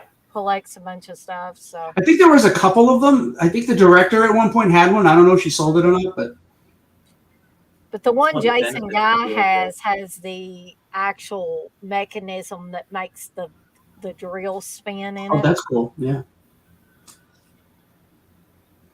Yeah, that stuff. Yeah, like it's not made to like last for decades and whatever. That's a good scene near the phone. I have to admit. Mm-hmm. Slow burn up to it. Not too bad. Okay, so they do the smart thing and leave, but they still end up in Looks like trouble. there's some purple tint on those lights when the car was coming up at night, and it may have been a reflection from the other lights that were there. That's pretty cool. Yeah, cinematography, when they really can show it off, really works well in this. It's like, I'm at the point, it's like they're hiding behind this dark alley place, bricks, you know, and I'm like, yeah, we'll be safe here. I think the problem that this group does is they waste too much time. Like they go back in the Always do. house to get the keys, Yeah. but then like Sally's obviously dead. Just leave her for She is now. Yeah, now she We found her fell. body. Yeah, it took her falling out dead in front of them before they. The drill took a while there to go through that wall, so that drill was sticking in there for a hot minute. He's like going, damn it, I need to reverse it. I have to, you know, it's like stuck here. She's good at playing dead, by the way. They hold a shot on her for a good amount of time. And she looks good. Like for a dead person, she looks good. The makeup's just right and everything. Beautiful corpse. I've tried that. I've been in things where I'm like, I have to not move, and it's just like when you're trying not to, it's so hard to not Where you move. act like you're dead. You have to track. Yeah. I'm like, hurry up and get the camera off of me because I can't hold this anymore. I would get an itch or something. You know. I've noticed those in quite a few Jellos when I start watching them. Sometimes you look for those little things if her eyes are moving, Mhm. Yeah. and if you see them breathing, I'm like going. I've seen and you really can't do anything about this unless you were really dead. But the pulse beating in the neck, I've seen that a lot of times. Yeah, I'm a really skinny dude, so you could notice that. It's like with a heartbeat and shit. By the way, when you're driving off in a car in a horror movie, you know what the number one rule is?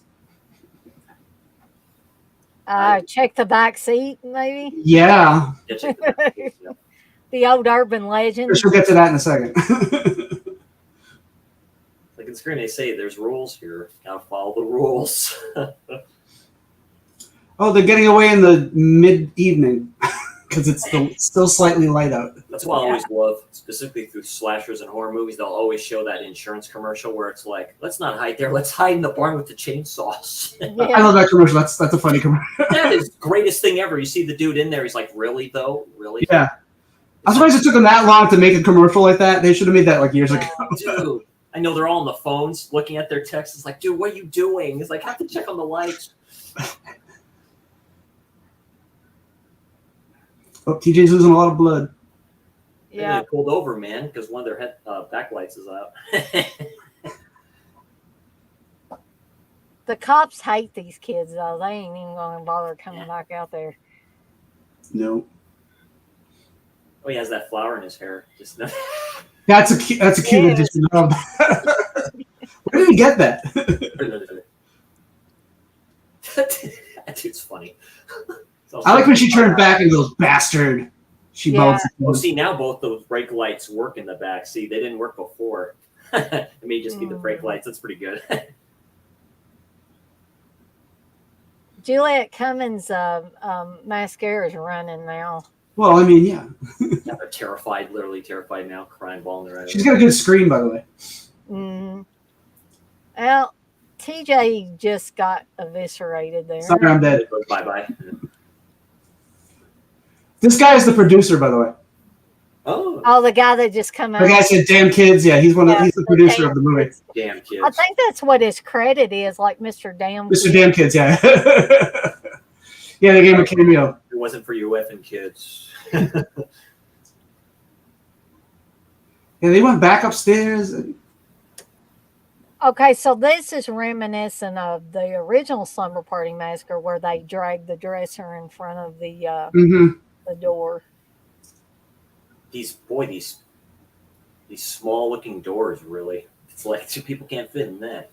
That's all a Nightmare on Elm Street with those red doors.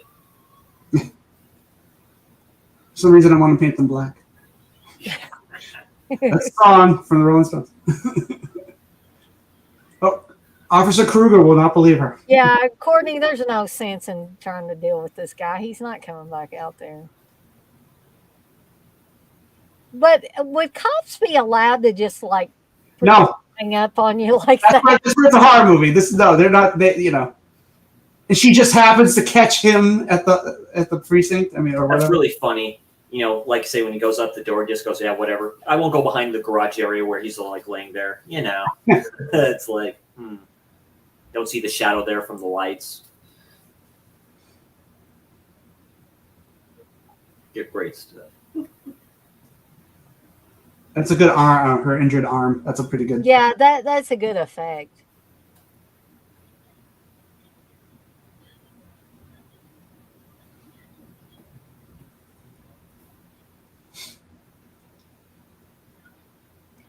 Yeah, Kimberly MacArthur, if you just got naked in this, It's her fault. Everybody might have fared better. No.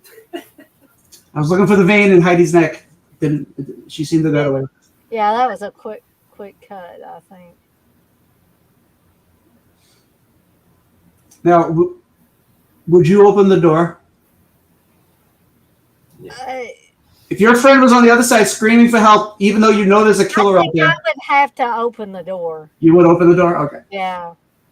I'd probably end up dead, but I'd have to open the door. He just broke the fourth wall, by the way. Yeah. All right, so here is this is the best dance scene. This is great. This song I can't find either. It doesn't exist in a form that's. It's not him singing, which would have been good, but yeah, since he is a singer, but whatever. Yeah, what killer in a horror movie has time for a 3-minute dance number in song? I mean, he's spinning on the floor and everything. This is great. He went for it. He's like, if I'm going to do this, I'm going to go crazy. That is a good scene where she trips in the house in the dark there. She lands up right next to the chick's body there. Yeah, that's good. I like scenes like that. You guys remember this guy's family owned the sports team or something like that. He's like a rich family, this guy, and he did this horror movie, and it's like it's the same thing too. It's like go into the house. No, he's not there. Just check the closet, please. Sure enough, let's update his closet. Boom, happens to be there, or a body happens to be stapled to the other door. So he teases Juliet Cummins here, he's like coming down the hall, and then he kind of backs it up. He's sliding on the banister, and he's really torturing her before he kills her. Okay, so they decide to open the door, but he does break the fourth wall. Oh, yeah. He hella breaks it. That's great. I love that. Yeah, talk third person. Yeah. They do that in The Invisible Guest. A lot. And they decide, forget it, we're going to put the thing back and not help her out. Yeah.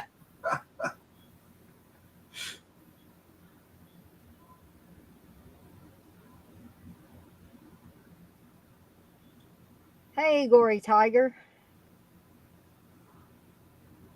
Oh, yeah, this movie is a classic. You can make this nowadays. Yeah. Bye, Sheila. You're gone.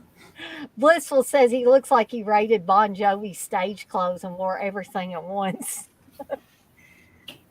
Yeah, Bon Jovi never wore black. They always wore like denim and shit. Yeah.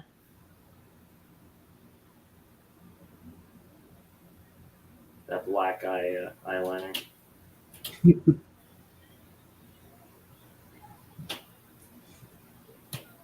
Here's Driller.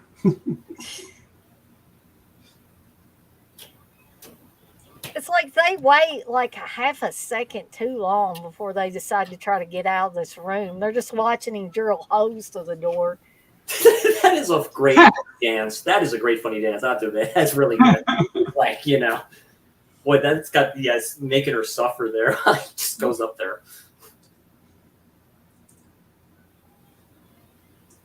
Yeah, like he's about to stab her, then she screams, and then he pulls back, and then she like, the devil's okay, guitar, just for the fact that it has spikes like at the end of it too, look like horns. That's sick. That's really good.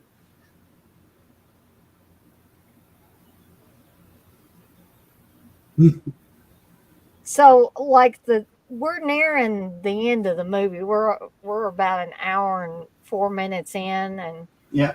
um, I agree. I think I would open the door to let her in because that only took like a good 10 minutes for him to do that. And I'm sure he'd keep on going. He's like, yeah, whatever, I'll get through the door. so the final part of the movie is pretty much going to be them uh, climbing around on the tops of houses and getting over into another house that's being built. Like parkouring before that even happened. And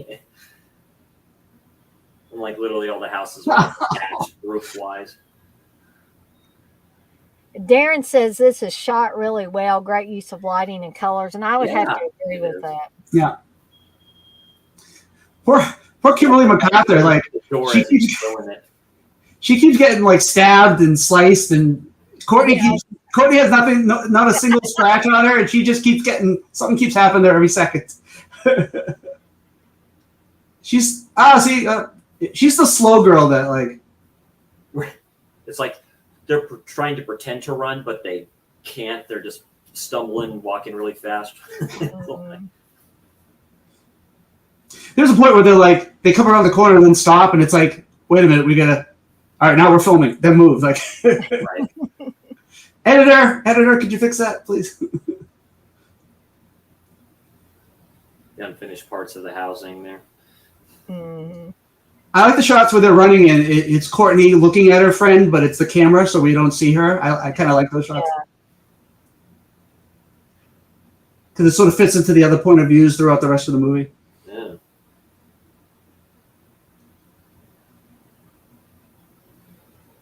What about this song here, TJ? That's being played. That's another one. It doesn't. I don't think it exists outside the movie. Okay. I wonder if that, when he plays that causes the drill to move like that. If that's the way it works, if you just like do the chords and stuff like that, causes that to do that, that's great. Mm. Well, blood. She's going to give away her location. Which is reminiscent of the first Slumber Party Massacre when Brink Stevens' demise happens, when she's trying to dab up all the blood and the driller killer sees it outside the door. Yeah. Yeah. Oh, dripped on his face. Doesn't that happen in our Argento movie where someone gets stabbed and they're hiding? I can't remember which one, but I know that it's kind of in a few of them start out like that for Argento, but there's I think I know what you're talking about, TJ. I can't remember which one. And Darren will probably mention something. Darren, answer my question. Yeah, Darren would know, definitely. Oh, she tripped over a 2-inch piece of wood. Come on, seriously. Yeah. I like the chasing there with the camera. That's pretty good there. It kind of goes up and down like a little bit, following her. Like, Courtney's not even trying to hold her friend up here, I don't think. So she says to Courtney, "Don't let go," which was the original tag to it was Slumber Party Massacre 2, Don't Let Go. Yeah. Which was also the shooting title was Don't Let Go. Because it shows her running by herself, and then all of a sudden she has her buddy with her and helping her out. I'm like, okay. Yeah, see the blood's dripping off the. Oh, with which it skipped there. It looked like that scene where the blood's dripping from the 2x4 like skips for a second to kind of redo it. Oh dang, she's bleeding out too.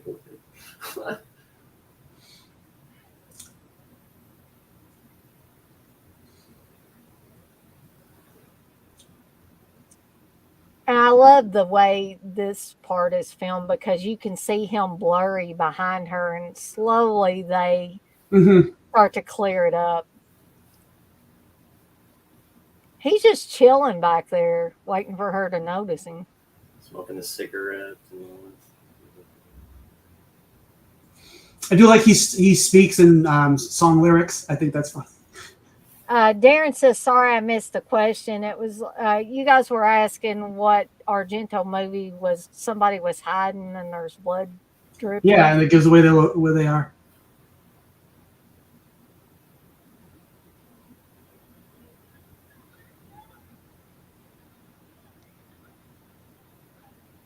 Yeah, first they were on the ground, then they got back up there again, and then.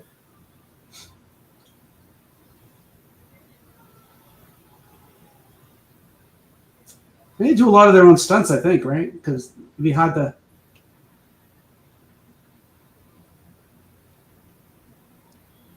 It's like Friday the 13th Part 4 when one of the twins gets thrown out the window. The way she lands on the car is money. Because she bounces off the car. It shows that in slow motion. The director was great doing that. So she's going full on crazy here. Now, here you can clearly tell that this is like a stunt person, or, you know, they've got the mask or whatever on to keep them from being. So on the VHS, the back cover, there's a shot of the stunt man jumping off the building on fire, and he's got like a hockey mat or whatever mask covering his face, you know, for safety reasons. Right. And it's just like, imagine if that was in the movie, it would look so bad. So this is sort of like a precursor to like the later films in the Slumber Party Massacre and Sorority House Massacre stuff, like Sorority House Massacre 2 and Hard to Die. They both have like a scene where, or several scenes where several girls get taken over by the killer in there. So I thought that was very reminiscent. Yeah, they become supernatural after the first movie. I kind of like movies like this where they, you know, they're kind of slow because they want to introduce you to the characters. They want you to get to know the characters, you know, the camaraderie that they have, and then it kind of starts. So I'm wondering, are we supposed to think that Courtney was in the mental hospital all this time, and this was like a... Yes. I think it's like a horror fever dream. Yeah. Yeah. But then it starts off as a dream, and then it's not a dream, but then it's a dream again, and then... Now, here's my take. I think this whole movie has been a dream from the beginning. None of this actually happened to her. Now, I know that's the lame excuse for an ending of a movie, but... because it's how he jumps, too, off when he's on fire. You notice that? So, obviously, there was something to douse him. He goes down there, so that's pretty good. Kind of like the way those swimmers do it, you know, walk. Please help. Don't let me die. Mr. Damn Kids. Yeah. That was Don Daniel.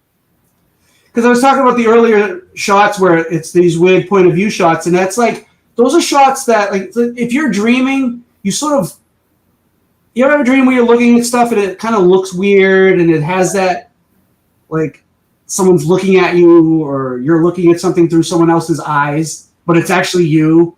So that's why I kind of think this has all been a dream, because even from the beginning, all these little shots here and there seem to make it look like this has all just been a crazy, you know, teenager dream kind of thing.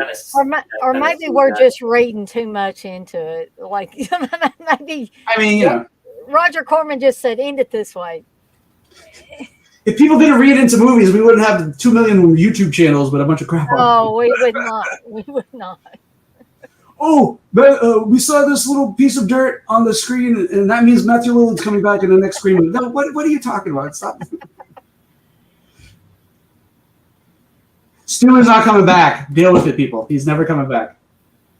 Yeah, just calm down. Yeah, that's a good film. Yeah, I do like. It's like, yeah, she's definitely out of her gourd, and yeah, like you said, it's like, is she dreaming, or is this real? Is she dreaming? Yeah, I like that. There's no answer. We just have to interpret. Darren agrees. Mr. Damn Kids. That's really funny. Daniels, Mr. Damn Kids. Officer Voorhees. Yeah. So there's an Officer Voorhees. That's really, yeah. And the other guy was Officer Kruger. Kruger. Yeah. The real jerk guy was Kruger, and the other guy was Voorhees. Yeah. Yeah. When she's on the phone, she's like, "Officer Kruger, Officer Kruger." Yeah. Damn. Darren agrees that it's definitely is meant to be a dream. It's definitely, it couldn't be made today, but it's one of a kind. So yeah, this definitely is one. It is a slasher. That's what I like about it. Yeah. So. kind of like Night of the Freaks or whatever. It's the same type of movie. It's one of a kind for what it is, where you kind of don't know what's going on until the very ending. And that's an alternate ending too. There's Hell's Cafe. I'm singing the credit for that song. Yeah, they were a band from like Texas.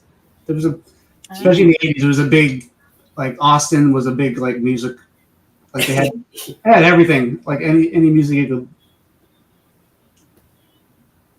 Just looking through all the production and stuff, see if I recognize any names. Yeah.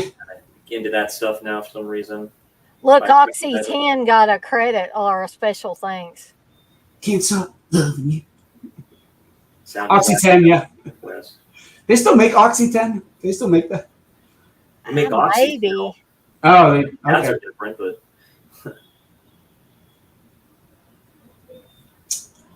Foley artists might take. Yeah, David John West.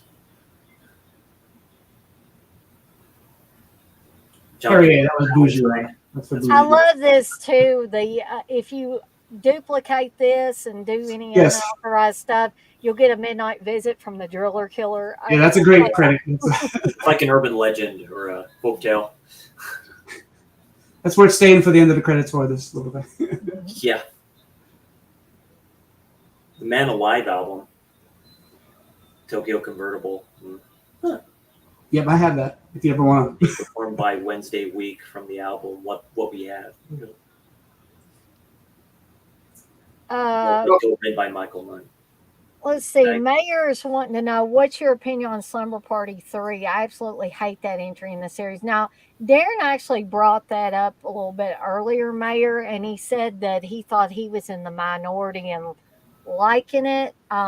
I like it for what it is. It doesn't really fit in with the others. But I like to watch it occasionally. I just separate it from the others. I don't even think of it like being a Slumber Party Massacre movie per se in that franchise. I just watch it as a slasher. That's Berry Farm. So special thanks to them. Yeah. Pepsi Cola was on there, of course. Yeah. Pierre. Craft Services came from the New York Seltzer. That's what it is. It's Pierre. Yeah. Pierre's still around. Same type of bottle, same type of labeling. That's cool.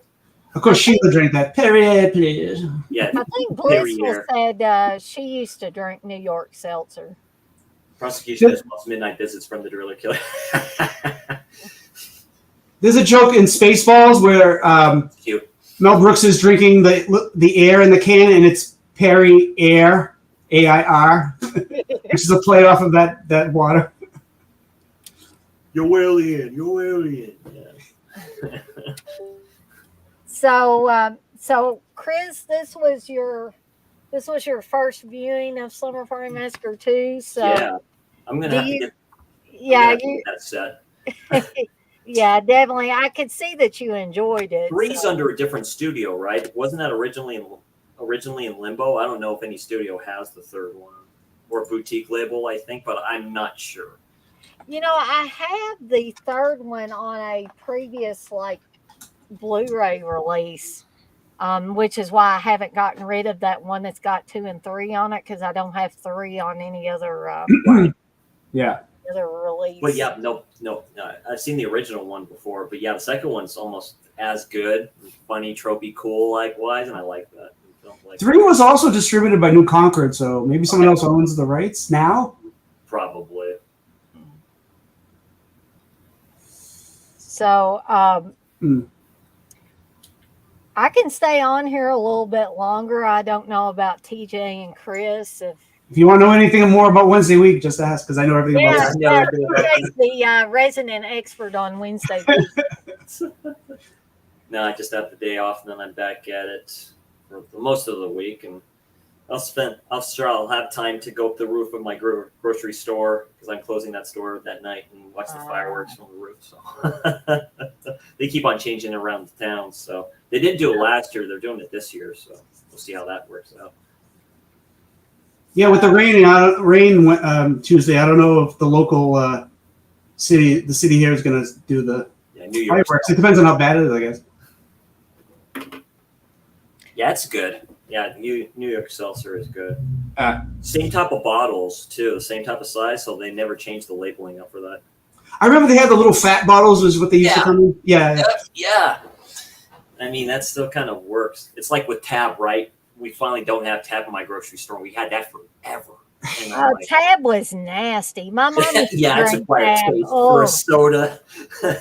I had an uncle, an old uncle, like my mother's uncle, so he always drank Tab. It was always in the refrigerator when I went to visit my grandmother. I was like, why is this here? It's terrible. It's like when Mountain Dew had their anniversary and they released the old school bottles, glass bottles. Yeah. I always thought that was neat. Mm-hmm. To do that. But they used to have like root beer, and I don't think this New York Seltzer makes it anymore. Not the They root got like beer. a clear root bear, I think. Yeah, Root beer's Blissful Henry Weinhard, says too. Blissful says Tab is discontinued. I don't have to ask Good. why, 'cause Yeah. I think I had like a sweetener that was like cancer-causing sweetener. I think one of those things. it had was under- saccharin in it, I It guess. was under one of them. I think they're a company by themselves. It's like Werner's ginger ale. I think it's called Werner's. Werner's was before Coca-Cola, so that goes how far back they go. But I remember a customer asking me if we carried it anymore, and we don't. I'm like, you know what? We don't. Now they're saying aspartame is a carcinogen now. Not carcinogen. Yeah. Yeah.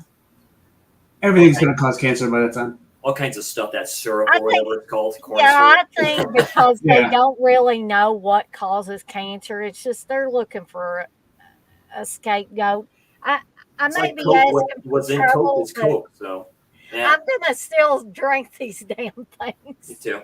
If I ever do, mostly I just do the sugar-free energy drinks for the most part. And then it's usually like Mio flavored water, and stuff like that. What's terrible? Moxie. That's the worst thing ever. Oh, Have you ever had that? Oh, What is it, TJ? Moxie. It's a soft drink. It's terrible. It's No, I haven't. bitter, and it's literally like motor oil. It's terrible. Oh. Oh God.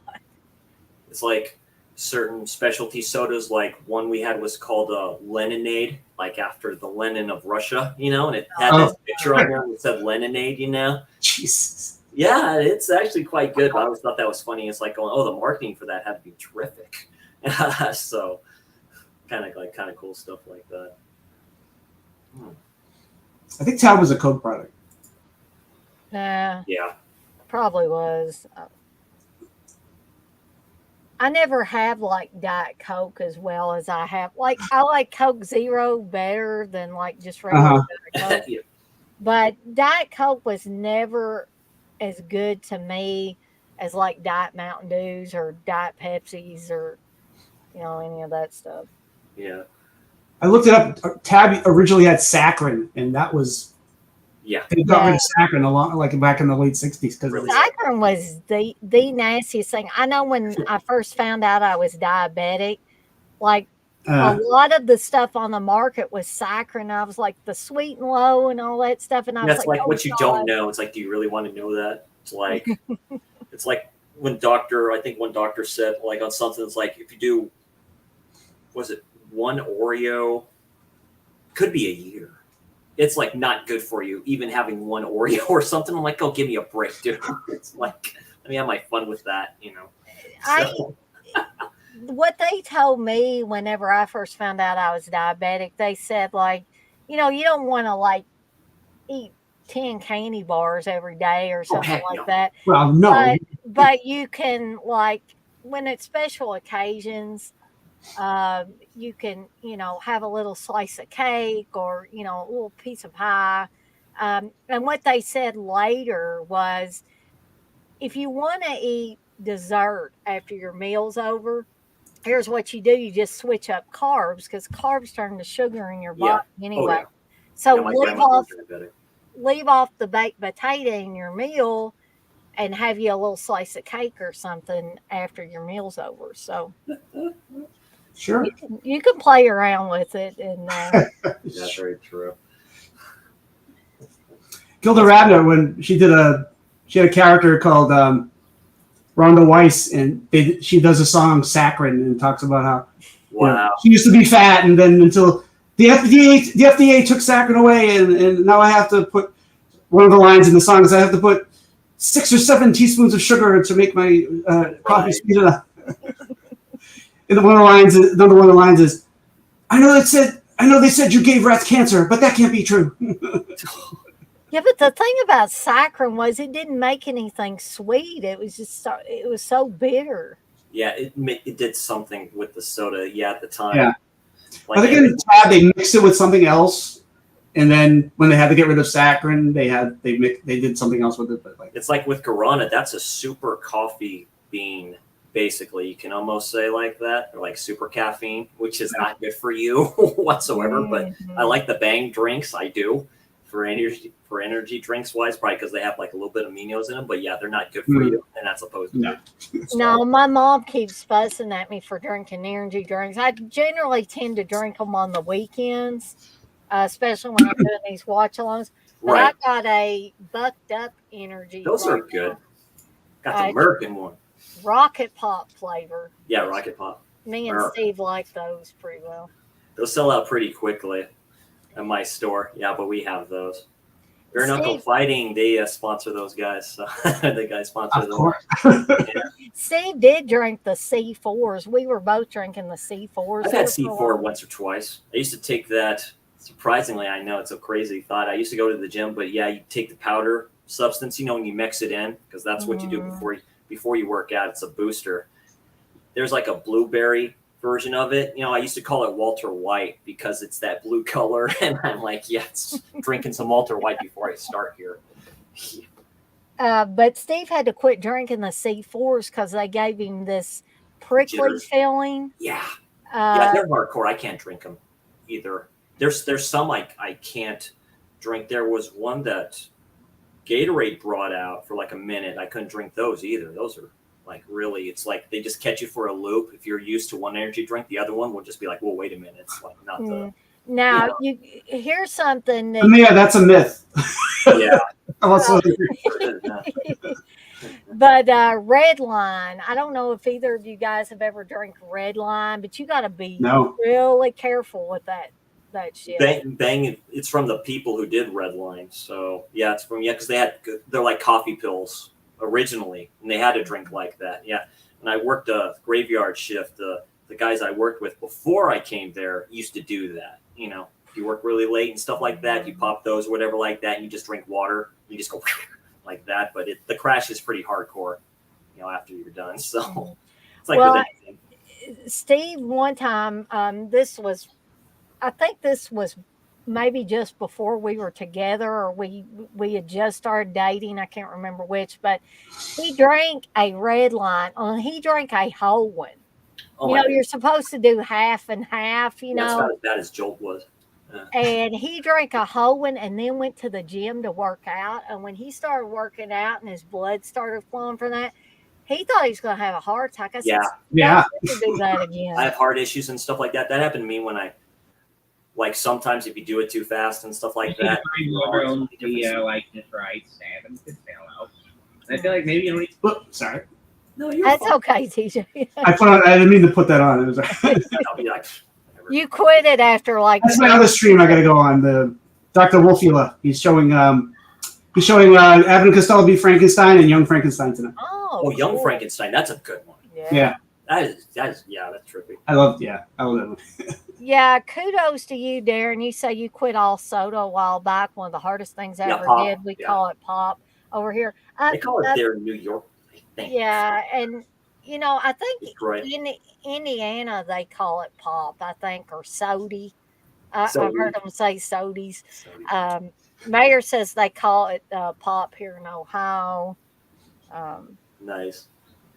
But we used to call it tonic back.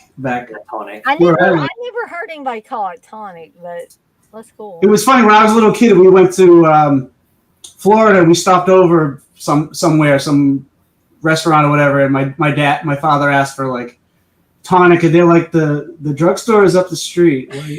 That's tonic water. It's weird when you go to different regions, and like some people call it soda, some people call soda pop. Yeah, soda pop. I just usually just go. I ask, do you have Coke or Pepsi? That's what I usually say. So. Yeah.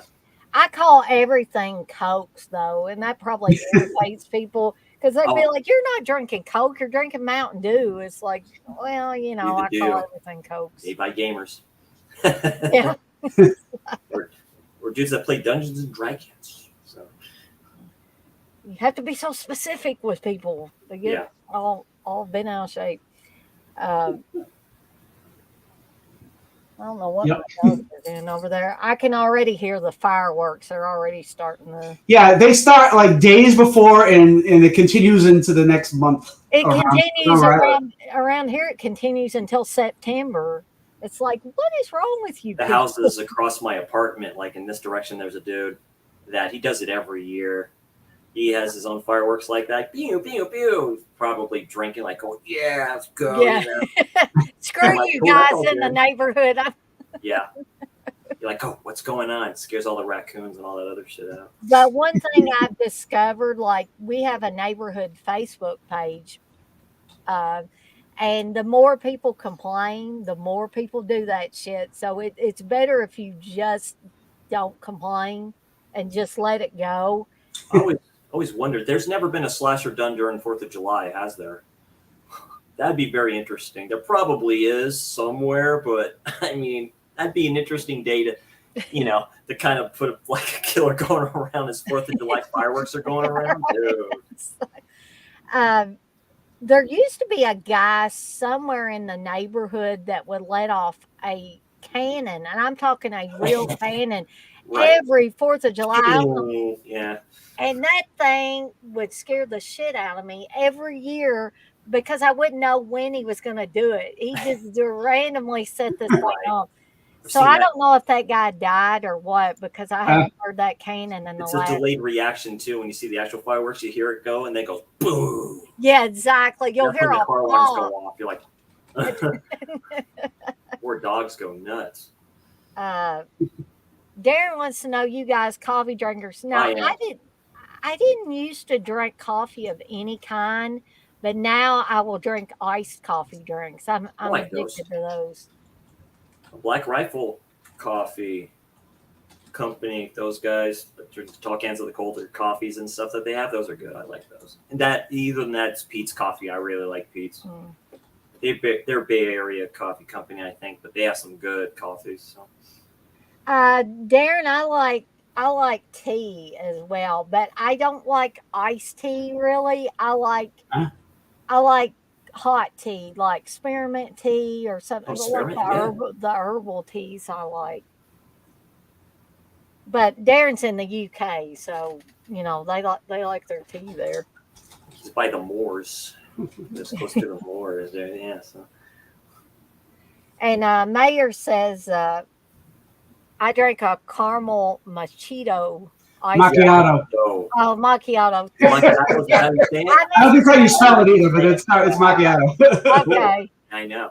God, bastardized the name.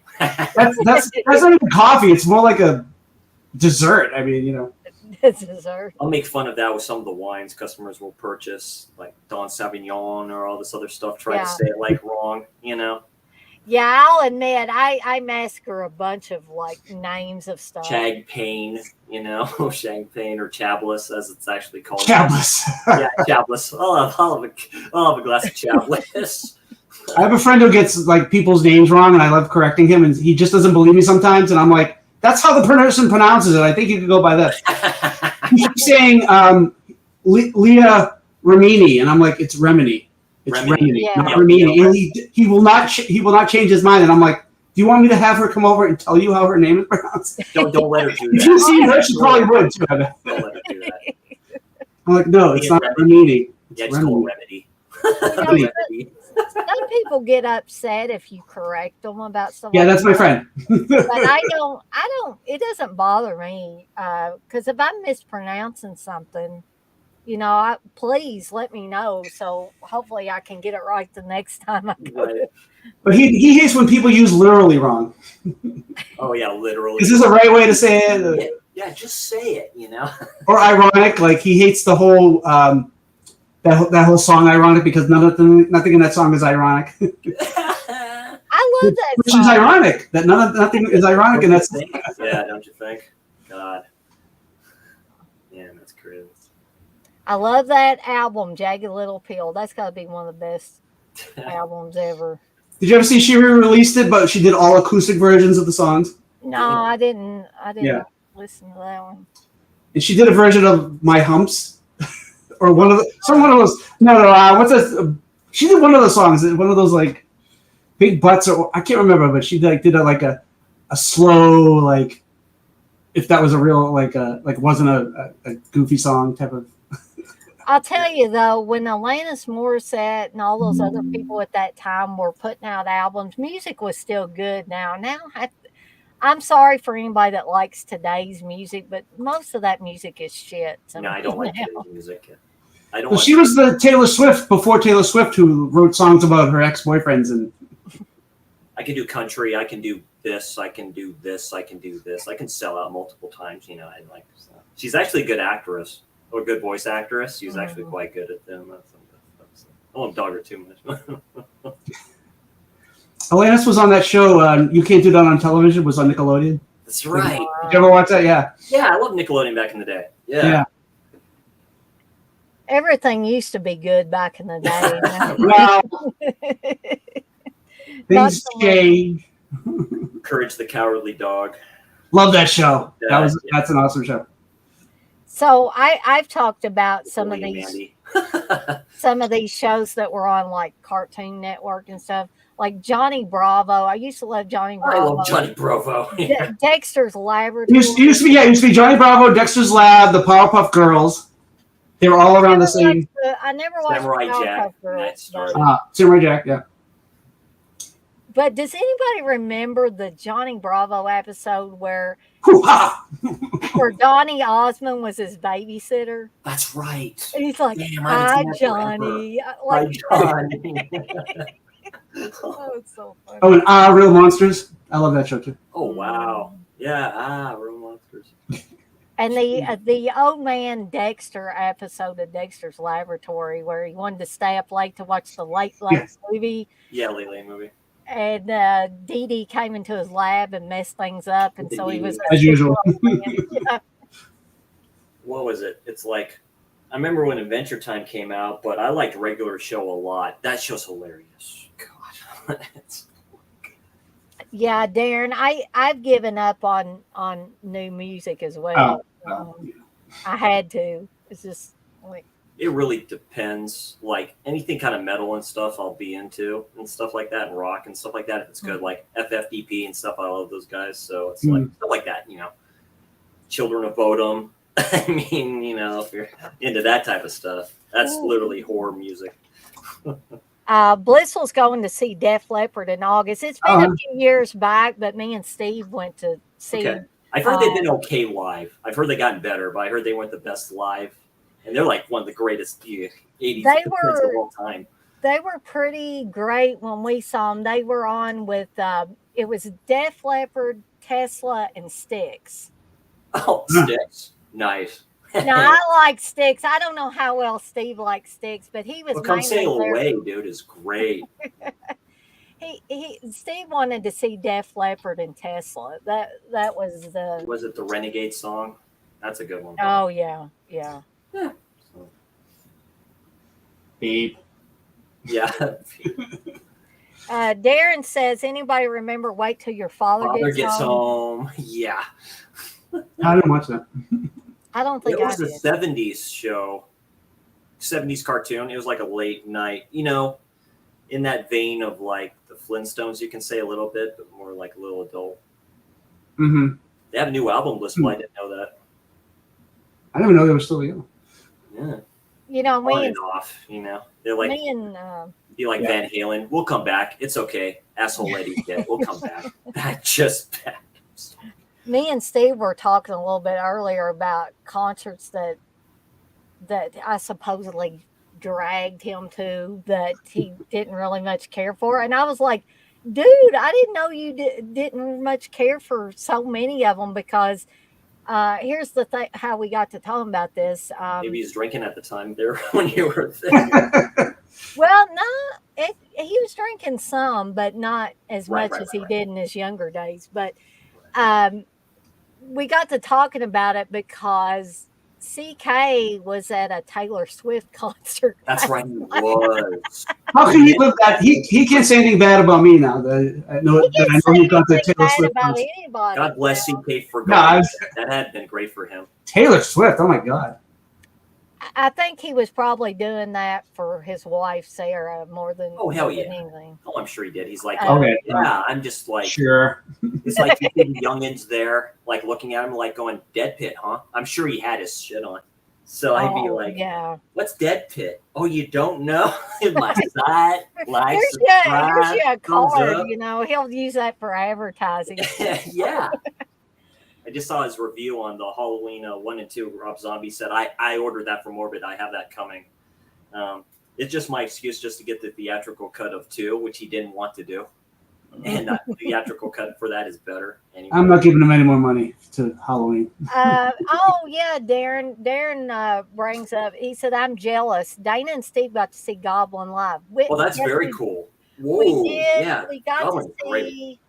We got to see Goblin without Simonetti, and I was a little bummed that we didn't get to see him. But then later, Simonetti came to Louisville with his band at the Right, time, second one, yeah. and oh my gosh, that was amazing. Both were amazing because Steve was a little bit bummed out when we went to see Simonetti because they played over Suspiria, but Yeah. It's just not the whole group of them, the original group. right. Yeah, I The get it. best part was when they just jammed out, like at the end of the movie. Oh my gosh, I it was love that amazing. score so much.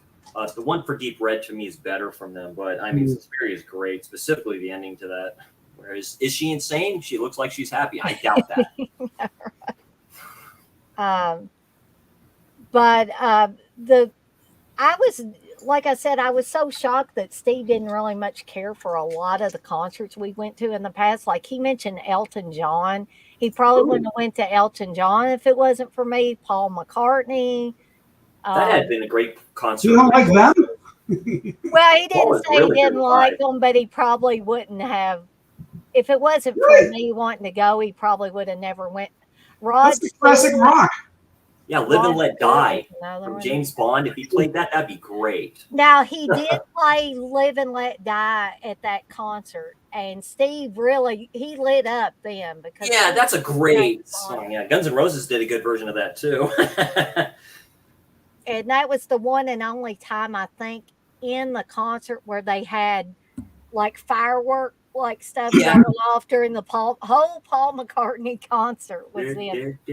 Steve was like, "That's pretty cool." You know, he lit up like a Christmas tree during Right, he's that like, oh, part. that's right, this song. Well, Simonetti's coming to my neck of the woods in October, so Are you gonna go watch it? I'm gonna hopefully go. Yeah, they're gonna do Demons. They're gonna perform the music while they're showing the movie, and they're gonna do their own set of whatever Simonetti. Very nice. Um, Like a screen maybe behind them, kind of showing stuff from that, or just yeah, well, yeah, they're gonna have the movie playing behind them, and then they're gonna be in front on the stage, and they're gonna be Yeah, performing that's the. really good. Yeah, I'm jealous because TJ got to see Fabio Frizzi. yeah, that was great. He did Zombie. Oh, did he? Yeah. Yeah, and he played some of the because he re-recorded the soundtrack, so he played some new songs that he just released the album for that. It's like and he did some cool stuff. We didn't get to hear the whole thing, obviously, because he wasn't going to play the whole thing because it wasn't out yet. So. it'd almost be like that would ever happen. It'd be like me going to see Alice Cooper, and he's basically playing the songs from Friday the 13th Part 6 because there's two songs. The two songs, It's fine in the trailer. Then, of course, The Man Behind the Mask. I love that song so much. Yeah. It's so good. Yeah. The music video is pretty trippy for that, too. Oh yeah, I actually wanted. Speaking of Alice Cooper, Alice Cooper was in Louisville a few years back, and I wanted to go see him. And Steve was like, "I don't want to go see He's Alice very Cooper." good. He's very good back in the day. Man, I forgot how good his stuff was. Who would Steve go to see? That School's Out for Summer. Dude, that's like the coolest song. Which is on the Rock and Roll High School soundtrack. Yeah, School's Out for Summer. Yeah. Yeah. It's also on the Scream soundtrack, re-recorded by someone else. Yeah. It's just And also you'd on have to hear Dazed it to and understand it. Confused. Yeah, it's everywhere. He's just selling that song to anybody who wants to put it on. As well as No More Mr. Nice Guys on Dazed and That's right. That's right. No more Mr. Nice Guy. Because Dave Mustaine does it from Megadeth, does a cover of that on the Shocker soundtrack. Oh, yeah, that's right. That's right. Yeah, I think that was before he became a crazy right wing or was it left Yeah, wing? nut. Yeah. Yeah. I'm like, you're the guy they threw out of Metallica. I don't care what you say about politics. Yeah. That's right. Because I forgot. God, yeah, Wes Craven's Shocker. I forgot about that one. Yeah, because the Shocker song from Ozzy Osbourne is playing as that's all going on. I'm like, yeah, look at this. That's a great soundtrack too. Yeah. These horror soundtracks are very good. I like the movie Shocker too, by the way. Some people don't much. I actually really like it. I think it's pretty crazy because it's really Supposedly there's a scene where Heather Langenkamp plays a dead body, but I have yet to see it. I thought I saw it, but I might be wrong. I think it's the scene where all the dead bodies come out of the water. I think it's that scene or whatever. But I'm like, I can't tell which one is her. She probably doesn't remember. She's coming to a convention scene where he's in the TV, all just doing all this funky stuff. He's like, "Oh, look what I can do!" So it's like really yeah, never caught on to be like in other movies. Yeah, that and Deadly Friend are like on point for me. I love Deadly Friend. So, well, Deadly Friend has that one scene that's really great. The ball scene, yeah, with the basketball scene is like the greatest.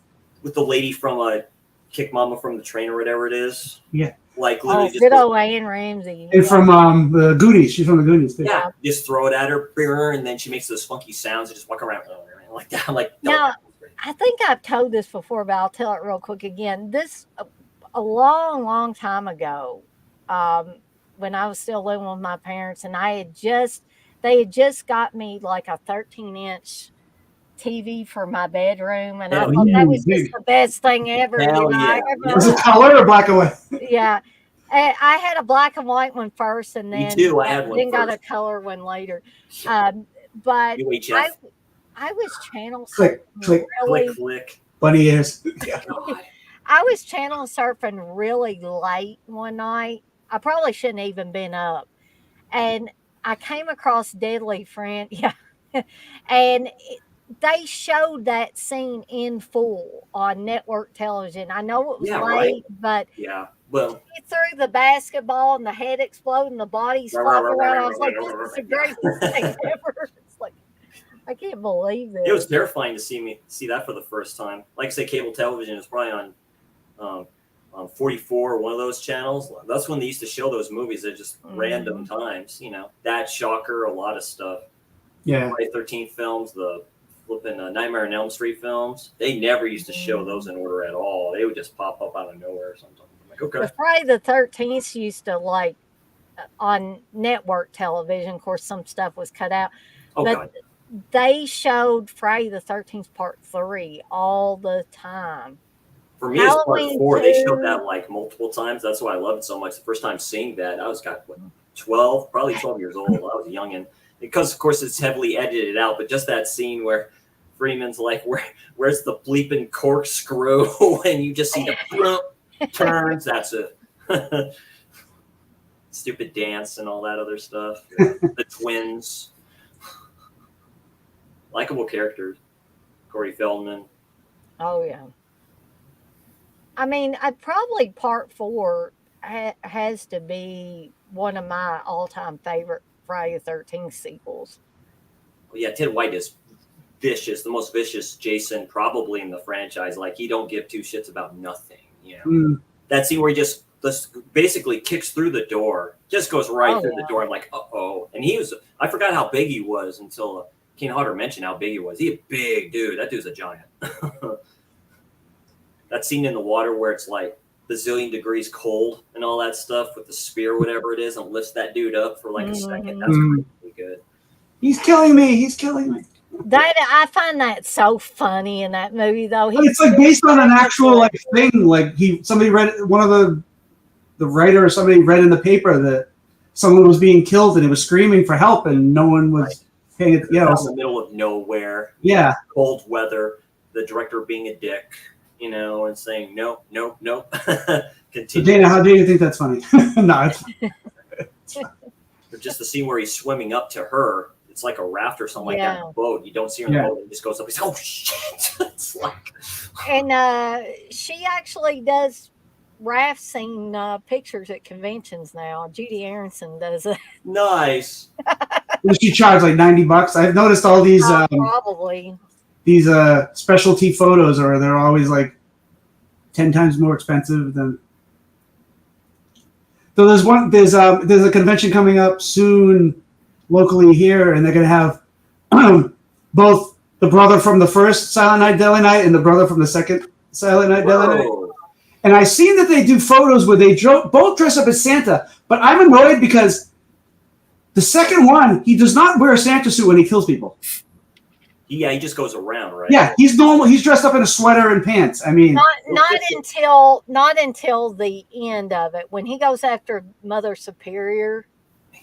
yeah, but come on. I mean, he's most of the movie he's not wearing a Santa suit. Well, I think it's that's basically a recap of the first film, and then it shows him. And Yeah, I mean, Yeah, you know what? exactly. He's just like a psychopath, just doing his stuff. I'm like going, hey. and I've seen pictures. They don't look at all like they did when they were young. Not at all. Yeah. They're like two old grandpas in a Santa suit. That's Mia Sarah doesn't look like she did in Ferris Bueller's Day Off, and before that, Legend. She changed a bit. I remember seeing a picture because she just had her birthday, and it showed pictures of different pictures like next to each other. I'm like, that Mia Sarah? Yeah, it is. I had to think about it for a second. I was like, okay. Yeah, sometimes I don't think about how old these people have gotten until you see them talking on an interview or something. It's like, man, when did they get old? Danielle Harris doesn't look nothing like she looked a few years ago.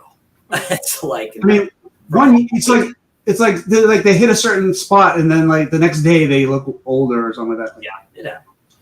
Well, that's why when people talk about, oh, she was so hot, but now she's so heinous, and I'm like, well, she's old. You realize Yeah, I mean, you don't go up to your mother and go, hey, Mom, you don't look as old as you look so much older than when I was 5. I'm like, well, you're 30 now. What do you expect to go? Samantha Fox. I mean, Yeah. like. I mean, Linnea Quigley looks like a grandmother now. I mean, she's like. Yeah. Oh gosh, Mayor says, I can see him now. He yells garbage day and his dentures Just fall fall out. out. Oh wow. Yeah. Well, now they put they have they can put Fake. they drill teeth into your Teeth, back of your yeah. skull. Yeah. Made So, from You can get iPhone. some implants yeah. if you can afford it. Good Yeah. Lord, those implants are super expensive. Yeah.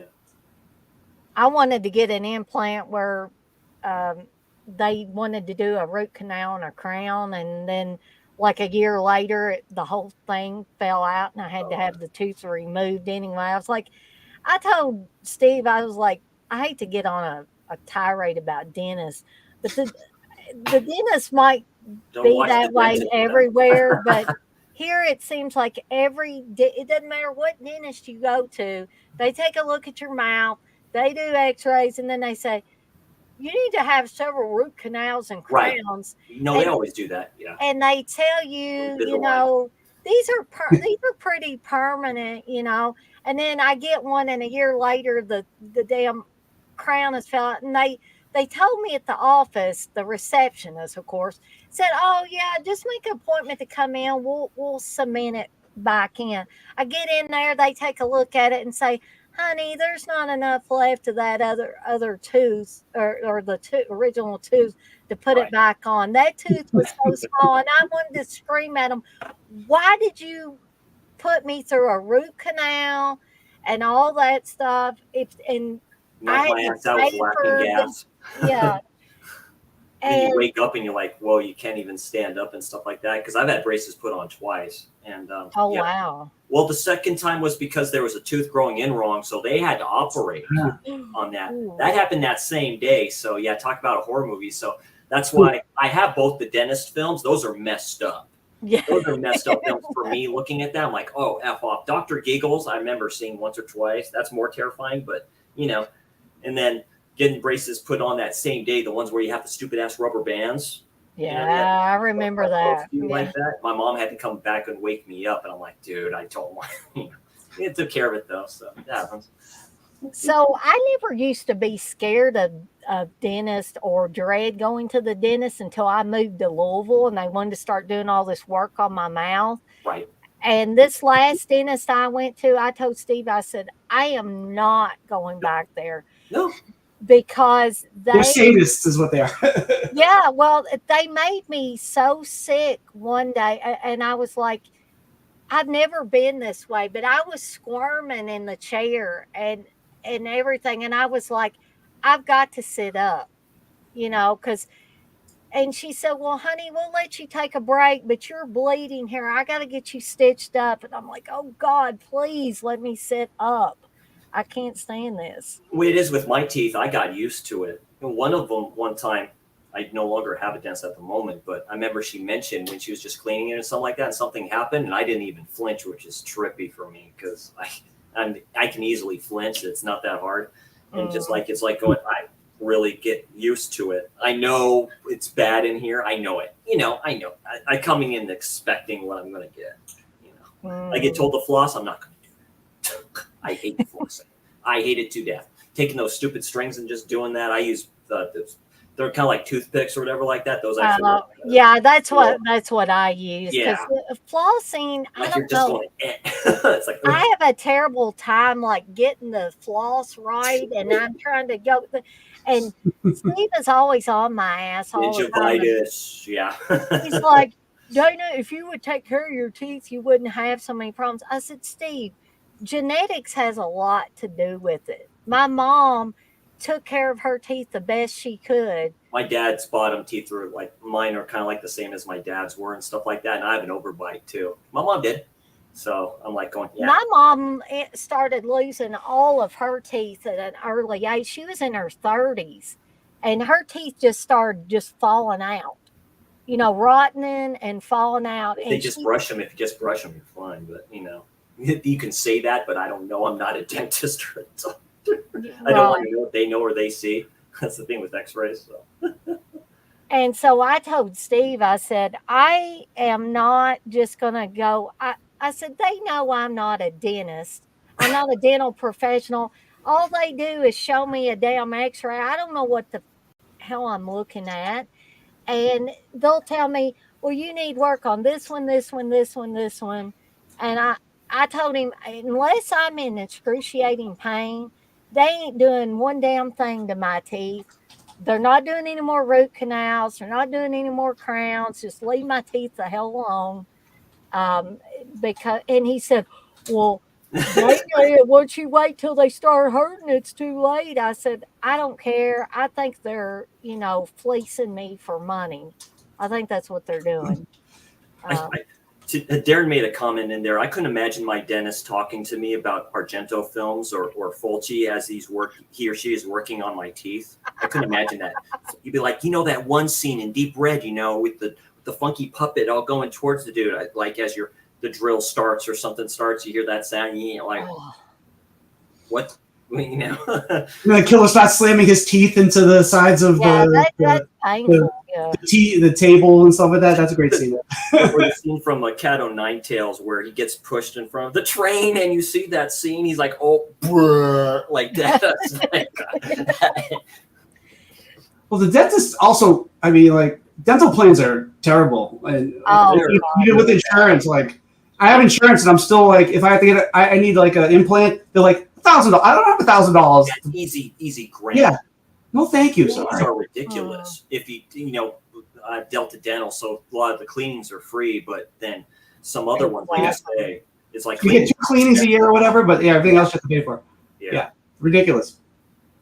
Yeah, just polish them. Just take that wannabe sander. Just go, just. And then they tell me I got to have these deep cleanings and stuff like that. Every time it's like, those take forever. Got too much bacteria. You're going to have to, damn. Alcoholic mouthwash, as I call it, with the hardcore alcohol in there. Yeah, if it starts to hurt, if it starts to sting in there, that means it's working. It's getting the stuff. I'm like, oh, your mouth all numbs up. You're like, yeah, that's bad. I imagine Dana and the dentist like in the Little Shop of Horrors with Jack Oh Nicholson. God, yeah. Don't stop now! Yeah, that's the way I am now. I didn't used to dread going to the dentist at all, and that's before I went to this last dentist. And again, Steve blames it on me. He said, "Well, you picked that dentist Is to there go like a to." I'm dark like, "How room or the hell something was you I go supposed to into know?" with like one light shining on the chair? It's like, yeah, this is great. Sure. It's like they'll be right with you. You just see the dark room, like the X-rays. They're like, damn. Oh man. Coco's in here, but Coco has changed her name to Sexless Phantom 78. 78. Wow, that says a lot. That sounds like a Italian horror movie. Sexless It does. Phantom. The Sexless Phantom. Well, you have, what is it? The Invisible Maniac. You have Infernal Rapist. Which I wonder if the first 77 movies are like. Yeah. Chris, Steve actually owns the Infernal Rapist. movie. I know. Vinegar Wow, Syndrome, lucky that, you. Yeah. You have a website now? I don't Or, ever want to see the Infernal Rapist Or ever that again. one that Severin has, the Something Gunman, where he does Ah. something where he has to help people out, but he has to do that something first. I'm like, I heard it's actually quite funny. I'm like, Oh man. great stuff. But well, guys, this has been fun. But if I don't get off here now, I'll probably we'll be going on an hour later. You're all good, And man. I really probably should get some sleep because my boss asked me to start 15 minutes early in the morning. So Good thing you're dressed for it. yeah. Going to sleep. I mean, that's another great thing about working from home is like I don't sit here naked back at my computer, but you could if you wanted to, because unless you got your webcam on, No pants on or whatever like that, or just in the boxers or whatever like that. It's those scenes where the camera accidentally drops. You're like, well, wait a minute. yeah, exactly. Good deal. Let me show you this shirt. Does anybody know what this means? What this is a reference? That's Return of the Living Dead. Yeah. Oh, nice. That I did not know. Whoa. And when I'm hating, This will be my shirt tomorrow. Very cool. Yeah, that's neat. Yeah. Oh, God, I did not know that. Yeah, that's around that time. Damn. When I'm hating on Louisville, because I hate on Louisville quite a bit. I live here. When I'm feeling really pissed off at something going on in Louisville, I just put on Return of the Living Dead because they nuke Louisville at the end of the day, supposedly. It's really California all the California. time, and I live close to the lab, so they make bombs and all kinds of other shit over there. Wow. There was none of that film is filmed in Kentucky or close to it. It's all California. It looks like California. Nobody has a southern accent. You think we're gonna have it in Kentucky? Somebody would have it. No one has a southern accent. They all dress like they actually live in LA during that. Yeah. Punk rockers did not dress. You wouldn't dress like that in Kentucky. You would get lynched. You probably wouldn't have Back in 1984. I did not know. I guess there's still some songs that were taken out of the latest 4K that was released too. So I don't know if we'll ever get a full version of the full soundtrack. It's weird. I mean, it's been forever since I've watched it. So I have the original Laserdisc. It's full screen, but at least it has all the original sound effects and music. And that's trippy. Yeah. But you can get the UK version that Second Sight Films put out. Has the original soundtrack, but it's not 4K, so you'd have to have a sold out real quick. Yeah, it's sold out, and you'd have to have a Region 2 or whatever to watch it. Coco does say it's because nobody knows what sex I am. I thought I mentioned that I'm female numerous times. I have got it down pat. This doesn't help. There's nothing referencing in that name, but okay. I've known for a while that Coco's female, but not everybody, I guess. I didn't know there was a big controversy whether she was a she or not.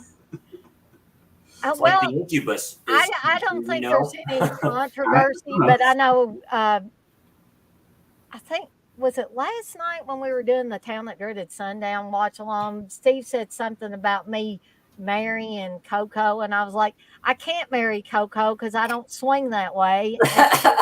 He's female, so I need to watch that replay of that. Yeah, Town of Dread Sundown. I haven't seen that one, the original. that one's it's a really. I enjoyed going back and rewatching that one again. I want to go back and rewatch the Evictors too, because the Evictors is Okay. really good too. Yeah, you have a good schedule for that for movies that you're watching too. Some good ones on there, Dana. Well, I tried to like mix in some summer like titles, like having Jaws 2 and stuff like that. The reason why I didn't pick the original Jaws is I believe Bradley asked Dead Pit to do a commentary or a fan commentary or whatever. Yeah, because Jaws 2 gets released on 4K on July 4th. That's the official release of that. Oh, okay. So that's cool. That's really cool. It's a great movie. It's a great sequel. Yeah, and it has Keith Gordon in it. Who Yes, it does. I love Keith Gordon. Keith Gordon, I keep on forgetting the name. Yeah, he's been in a lot of stuff. Yeah, and like he's been behind the camera too in over the last several years. Of course, and Christine, his movies and some other stuff. His movies are pretty amazing. The ones I've seen. The blonde chick, the one whose boyfriend gets, taken care of, and when she just yells "shark" when she's holding her. I haven't seen her in anything else, but she's in a TV horror movie with Indiana Jones. What's his face? Harrison Ford. Harrison Ford. She's in a TV movie with Harrison Ford called Possession. What the hell is it called?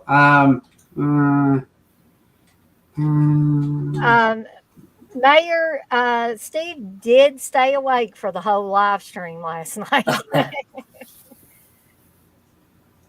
The Possessed from 1977. Oh, okay. It was his first movie before Star Wars. The Possessed. I've heard of that film. But yeah, she's in it. She plays. There's a bunch of teenagers in a school, and she's in it. I think. Okay. Diana Scoward is in it too from Mama Dearest.